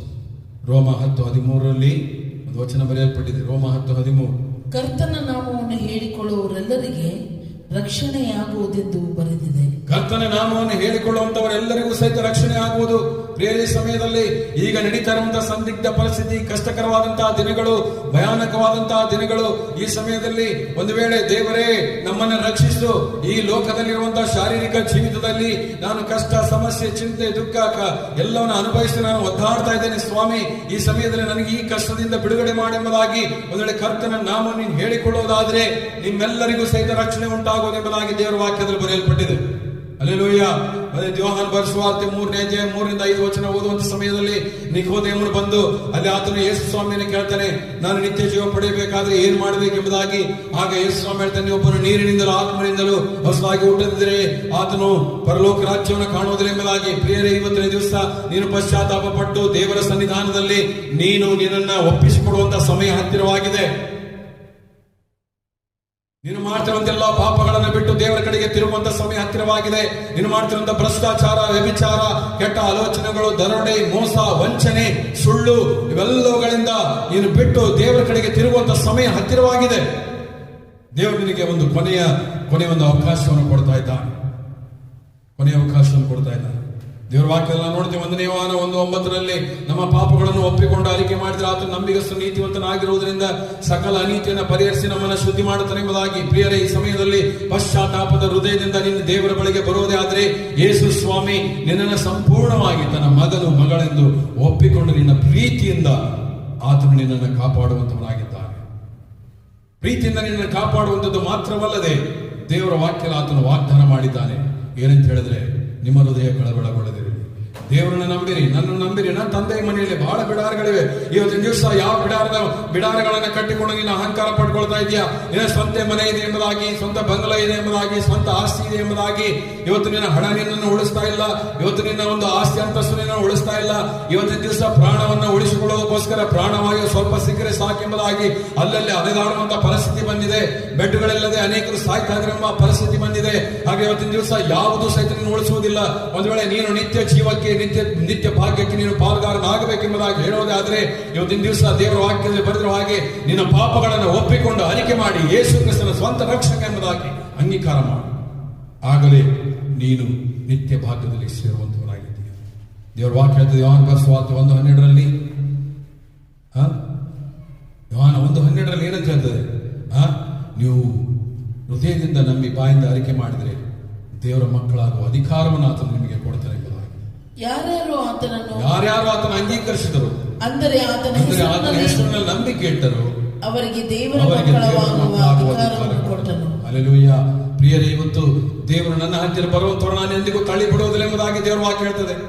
ಇವತ್ತಿನ ದಿವಸ ಓ ಪಾಪಿ, ನೀನೆಂತ ಘೋರ ಪಾಪ ಮಾಡಿದ್ದರೂ ಸಹಿತ ಆ ವ್ಯಭಿಚಾರ ಸ್ತ್ರೀಯನ್ನ ಕೊಲ್ಲಬೇಕೆಂಬುದಾಗಿ ಎಲ್ಲಾ ಜನರು ಯಹೂದ್ಯರು ಅವರನ್ನ ಯೇಸು ಸ್ವಾಮಿಯ ಪಾದದ ಹತ್ತಿರ ಕರೆದುಕೊಂಡು ಬಂದು ಈಕೆ ವ್ಯಭಿಚಾರ ಮಾಡಿದ್ದಾಳೆ, ಧರ್ಮಶಾಸ್ತ್ರದ ಪ್ರಕಾರ ಈಕೆಯನ್ನ ಕಲ್ಲಿಸಿದು ಕೊಲ್ಲಬೇಕೆಂಬುದಾಗಿ ಹೇಳುವಾಗ ಯೇಸು ಸ್ವಾಮಿ ಕೆಳಗಡೆ ಕೂತುಕೊಂಡು, ನಿಮ್ಮಲ್ಲಿ ಯಾರು ಪಾಪ ಮಾಡಿಲ್ಲ ಅವರು ಆಕೆಯ ಮೇಲೆ ಮೊದಲ ಕಲ್ಲನ್ನು ಎಸೆಯುವುದಾಗಿ ಹೇಳುವಾಗ ಎಲ್ಲರೂ ಬಿಟ್ಟು ಹೋದ್ರು. ಆಗ ಯೇಸು ಸ್ವಾಮಿ ಹೇಳ್ತಾನೆ, ಅಂತ ಒಂದು ಪಾಪ ಮಾಡಿದಂತಹ ಸ್ತ್ರೀಯನ್ನ ನೋಡಿ ಯಾರು ನಿನಗೆ ಶಿಕ್ಷೆ ಕೊಡಲಿಲ್ಲವಾ? ನಾನು ನಿನಗೆ ಶಿಕ್ಷೆ ಕೊಡುವುದಿಲ್ಲ, ಇನ್ನು ಮೇಲೆ ಪಾಪ ಮಾಡಬೇಡ ಎಂಬುದಾಗಿ ಹೇಳಿ ಆಕೆಯನ್ನು ಕಳಿಸುವಂತವರಾಗಿದ್ದಾರೆ. ನಮ್ಮ ಪಾಪಗಳು ಕಡು ಕೆಂಪಾಗಿದ್ದರೂ ಸಹಿತ ಹಿಮದ ಹಾಗೆ ಬೆಳಗ್ಗೆ ಮಾಡುತ್ತಾನೆ ಎಂಬುದಾಗಿ ದೇವರ ವಾಕ್ಯದಲ್ಲಿ ಬರೆಯಲ್ಪಟ್ಟಿದೆ. ಇವತ್ತು ನಿನ್ನ ಪಾಪಗಳು ಎಷ್ಟೇ ಭಯಾನಕವಾಗಿದ್ದರೂ ಸಹಿತ ಇವತ್ತು ಒಂದು ಕ್ಷಣ ನೀನು ದೇವರ ಸನ್ನಿಧಾನ ನಿಂತುಕೊಂಡು, ಯೇಸುವೇ ನನ್ನ ಪಾಪವನ್ನು ಕ್ಷಮಿಸು, ನಾನು ಮಾಡಿದಂತೆ ಎಲ್ಲಾ ಪಾಪಗಳನ್ನ, ದ್ರೋಹಗಳನ್ನ, ಭ್ರಷ್ಟಾಚಾರವನ್ನ, ಮೋಸವನ್ನ, ಕಪಟವನ್ನ ಎಲ್ಲವನ್ನ ಬಿಟ್ಟು ದೇವರು ನಿನ್ನ ಕಡೆಗೆ ತಿರುಗಿಕೊಳ್ಳುತ್ತೇನೆ ಎಂಬುದಾಗಿ ಒಂದು ಮಾತು ನೀನು ದೇವರಿಗೆ ಹೇಳುವುದಾದ್ರೆ ಪರಲೋಕದ ರಕ್ಷಣೆ ನಿನಗೆ ದೊರೆಯುವಂತದ್ದಾಗಿರ್ತದೆ. ಮತ್ತು ಪರಲೋಕದ ರಕ್ಷಣೆ ನಿನಗೆ ದೊರೆಯುವಂತದ್ದಾದ್ರೆ ನೀನು ಪಶ್ಚಾತ್ತಾಪ ಪಟ್ಟು ಯೇಸು ಸ್ವಾಮಿಯನ್ನ ನೀನು ಹೃದಯಪೂರ್ವಕವಾಗಿ ಸ್ವಂತ ರಕ್ಷಣೆ ಎಂಬುದಾಗಿ ಅಂಗೀಕಾರ ಮಾಡಿಕೊಳ್ಳೋದೇ ಆದರೆ, ಆತನ ಮಗನಾಗಿ ಮಗಳಾಗಿ ನೀನು ಜೀವಿಸುವುದೇ ಆದರೆ ನಿನ್ನನ್ನು ಕರೆದುಕೊಂಡು ಹೋಗುವುದಕ್ಕೆ ಯೇಸು ಸ್ವಾಮಿ ಮಧ್ಯಾಕಾಶದಲ್ಲಿ ಬರುವಾತನಾಗಿದ್ದಾನೆ. Hallelujah, hallelujah, praise the lord. ದೇವರ ವಾಕ್ಯ ಹೇಳ್ತದೆ ಕೊನೆಯದಾಗಿ ಪ್ರಕಟಣೆ ಗ್ರಂಥ 3:20 ಇಗೋ ಬಾಗಿಲಲ್ಲಿ ನಿಂತುಕೊಂಡು ತಟ್ಟುತ್ತಾ ಇದ್ದೇನೆ, ಯಾವನಾದರೂ ನನ್ನ ಶಬ್ದವನ್ನು ಕೇಳಿ ಬಾಗಿಲನ್ನು ತೆರೆದರೆ ನಾನು ಒಳಗೆ ಬಂದು ಅವನ ಸಂಗಡ ಊಟ ಮಾಡುವೆನು, ಅವನು ನನ್ನ ಸಂಗಡ ಊಟ ಮಾಡುವನು. ದೇವನಾಮಕ್ಕೆ ಸ್ತೋತ್ರವಾಗಲಿ.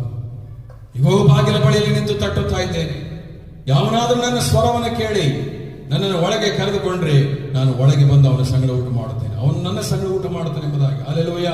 ಪ್ರಿಯರೇ, ಸಮಯದಲ್ಲಿ ಯೇಸು ಸ್ವಾಮಿ ಮನನೊಂದವನಾಗಿ ಆತ ನಿಮ್ಮ ಮನೆ ಬಾಗಿಲ ಬಳಿಯಲ್ಲಿ ನಿಂತು ತಟ್ಟುತ್ತಾ ಇದ್ದಾನೆ.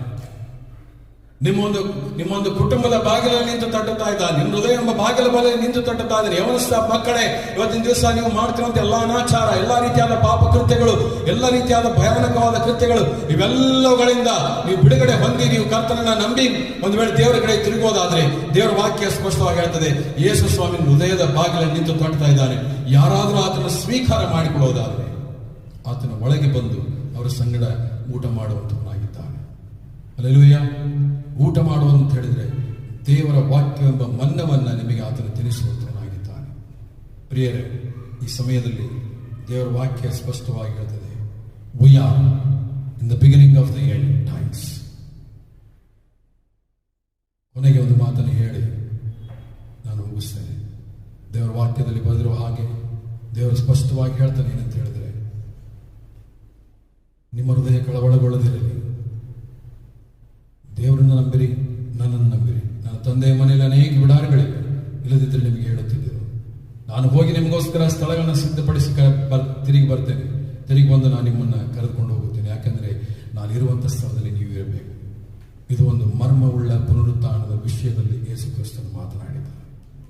ಆ ಮರ್ಮವುಳ್ಳ ಪುನರುತ್ಥಾನದಲ್ಲಿ ನೀನು ಸೇರಬೇಕಾದರೆ ಇವತ್ತೇ ನಿನ್ನ ಜೀವಿತವನ್ನು ಕರ್ತನಿಗೆ ಒಪ್ಪಿಸಿಕೊಳ್ಳು. ಈ ಸಂದೇಶವನ್ನು ಕೇಳುವಂತ ನಿಮ್ಮೆಲ್ಲರನ್ನ ದೇವರ ಆಶೀರ್ವಾದ ಮಾಡಲಿ. ಪ್ರಾರ್ಥನೆ ಮಾಡೋಣ. ಕೃಪಾಭರಿತನಾದಂಥ ನಮ್ಮ ಪರಲೋಕದ ಪರಂಪ್ರೀತಿಯುಳ್ಳ ತಂದೆಯಾದ ದೇವರೇ, ದೇವಾ ನೀನು ಒಳ್ಳೆಯವರು, ನಮಗೋಸ್ಕರ ತಿರುಗಿ ಬರುತ್ತೇನೆಂಬುದಾಗಿ ವಾಗ್ದಾನ ಮಾಡಿ ಹೋಗಿದ್ದೆ, ಅದಕ್ಕಾಗಿ ನಿನಗೆ ಸ್ತೋತ್ರ. ದೇವಾ ನೀನು ತಿರುಗಿ ಬರುವಂಥ ಸಮಯದಲ್ಲಿ ನಿಷ್ಕಳಂಕರಾಗಿ ನಿರ್ದೋಷಿಗಳಾಗಿ ನಿನ್ನೊಂದಿಗೆ ಎತ್ತಲ್ಪಡುವಂಥ ಜೀವಿತವನ್ನು ನಾವು ಹೊಂದಿಕೊಳ್ಳುವುದಕ್ಕೆ ನಮಗೆ ಸಹಾಯ ಮಾಡು. ಇನ್ನು ಸಿದ್ಧರಾಗಿಲ್ಲದವರನ್ನ ಸ್ವಾಮಿ ನಿನ್ನ ವಾಕ್ಯದ ಮೂಲಕವಾಗಿ ಸಿದ್ಧಪಡಿಸು. ನಿನ್ನೊಂದಿಗೆ ಎತ್ತಲ್ಪಟ್ಟು ನಿತ್ಯ ಭಾಗ್ಯದಲ್ಲಿ ಸೇರುವುದಕ್ಕೆ ಬೇಕಾದಂಥ ಕೃಪೆ ಅನುಗ್ರಹಿಸು. ಈ ಲೋಕ ಸ್ವಾಮಿ ತಾತ್ಕಾಲಿಕ ಸ್ವಾಮಿ. ಇಲ್ಲಿ ನಾವು ಬಹಳ ಹೆಚ್ಚಾದರೆ ಒಂದು ವೇಳೆ ಸ್ವಾಮಿ 70 ವರ್ಷ 80 ವರ್ಷ ಬದುಕಬಹುದು. ಅದರ ನಿತ್ಯತ್ವದಲ್ಲಿಯೂ ನಿನ್ನೊಂದಿಗೆ ಬದುಕುವಂಥ ಶ್ರೇಷ್ಠ ಭಾಗ್ಯವನ್ನು ನಾವು ಕಳೆದುಕೊಳ್ಳಲಾರದಂತೆ ನಮ್ಮನ್ನು ಬಲಪಡಿಸು, ಆಶೀರ್ವದಿಸು, ಎಚ್ಚರಿಸು, ಸಿದ್ಧಪಡಿಸು. ಎಲ್ಲ ಘನತೆ ಮಾನ ಮಹಿಮೆ ಸಲಾಖ ಒಬ್ಬನಿಗೆ ಸಲ್ಲಿಸುತ್ತ ಯೇಸು ಸ್ವಾಮಿಯರ ಮುದ್ದಾದ ಹೆಸರು ಬೇಡ್ತೇವೆ ತಂದೆ, ಆಮೇಲೆ. ನಾವೆಲ್ಲರೂ ಒಟ್ಟಾಗಿ ಸೇರಿ ಕರ್ತನ ಪ್ರಾರ್ಥನೆ ಅರಿಕೆ ಮಾಡಿಕೊಳ್ಳೋಣ. ಪರಲೋಕದಲ್ಲಿರುವ ನಮ್ಮ ತಂದೆ, ನಿನ್ನ ನಾಮ ಪರಿಶುದ್ಧವೆನಿಸಲ್ಪಡಲಿ, ನಿನ್ನ ರಾಜ್ಯವು ಬರಲಿ, ನಿನ್ನ ಚಿತ್ತವು ಪರಲೋಕದಲ್ಲಿ ನೆರವೇರುವ ಪ್ರಕಾರ ಭೂಲೋಕದಲ್ಲಿಯೂ ನೆರವೇರಲಿ. ನಮ್ಮ ಅನುದಿನದ ಆಹಾರವನ್ನು ನಮಗೆ ದಯಪಾಲಿಸು. ನಮಗೆ ತಪ್ಪು ಮಾಡೋದು ನಾವು ಕ್ಷಮಿಸಂತೆ ನಮ್ಮ ತಪ್ಪುಗಳನ್ನು ಕ್ಷಮಿಸು. ನಮ್ಮನ್ನು ಶೋಧನೆಗೆ ಸೇರಿಸಲಿಕ್ಕೆ ಏನು ತಪ್ಪಿಸು. ಯಾಕಂದರೆ ರಾಜ್ಯವು ಬಲವು ಮಹಿಮೆ ಸುಭಾಕ ನಿನಗೆ ತಂದೆ, ಆಮೇಲೆ. ವಿಶ್ವಾಸದಿಂದ ದೇವರ ಆಶೀರ್ವಾದ ಹೊಂದಿಕೊಳ್ಳೋಣ. ಈಗ ನಮ್ಮ ರಕ್ಷಕನಾದ ಯೇಸು ಕ್ರಿಸ್ತನ ಕೃಪೆ, ತಂದೆಯಾದ ದೇವರ ಪ್ರೀತಿ, ಪರಿಶುದ್ಧಾತ್ಮನ ನ್ಯೂನತೆ ಸಹವಾಸ ಈಗಲೂ ಯಾವಾಗಲೂ ಸದಾಕಾಲ ಈ ಸಂದೇಶವನ್ನು ಕೇಳಿಸಿಕೊಳ್ತಿರುವಂಥ ಪ್ರತಿಯೊಬ್ಬರಿನ ಮಕ್ಕಳೊಂದಿಗೆ ನಿರಂತರವಾಗಿರಲಿ.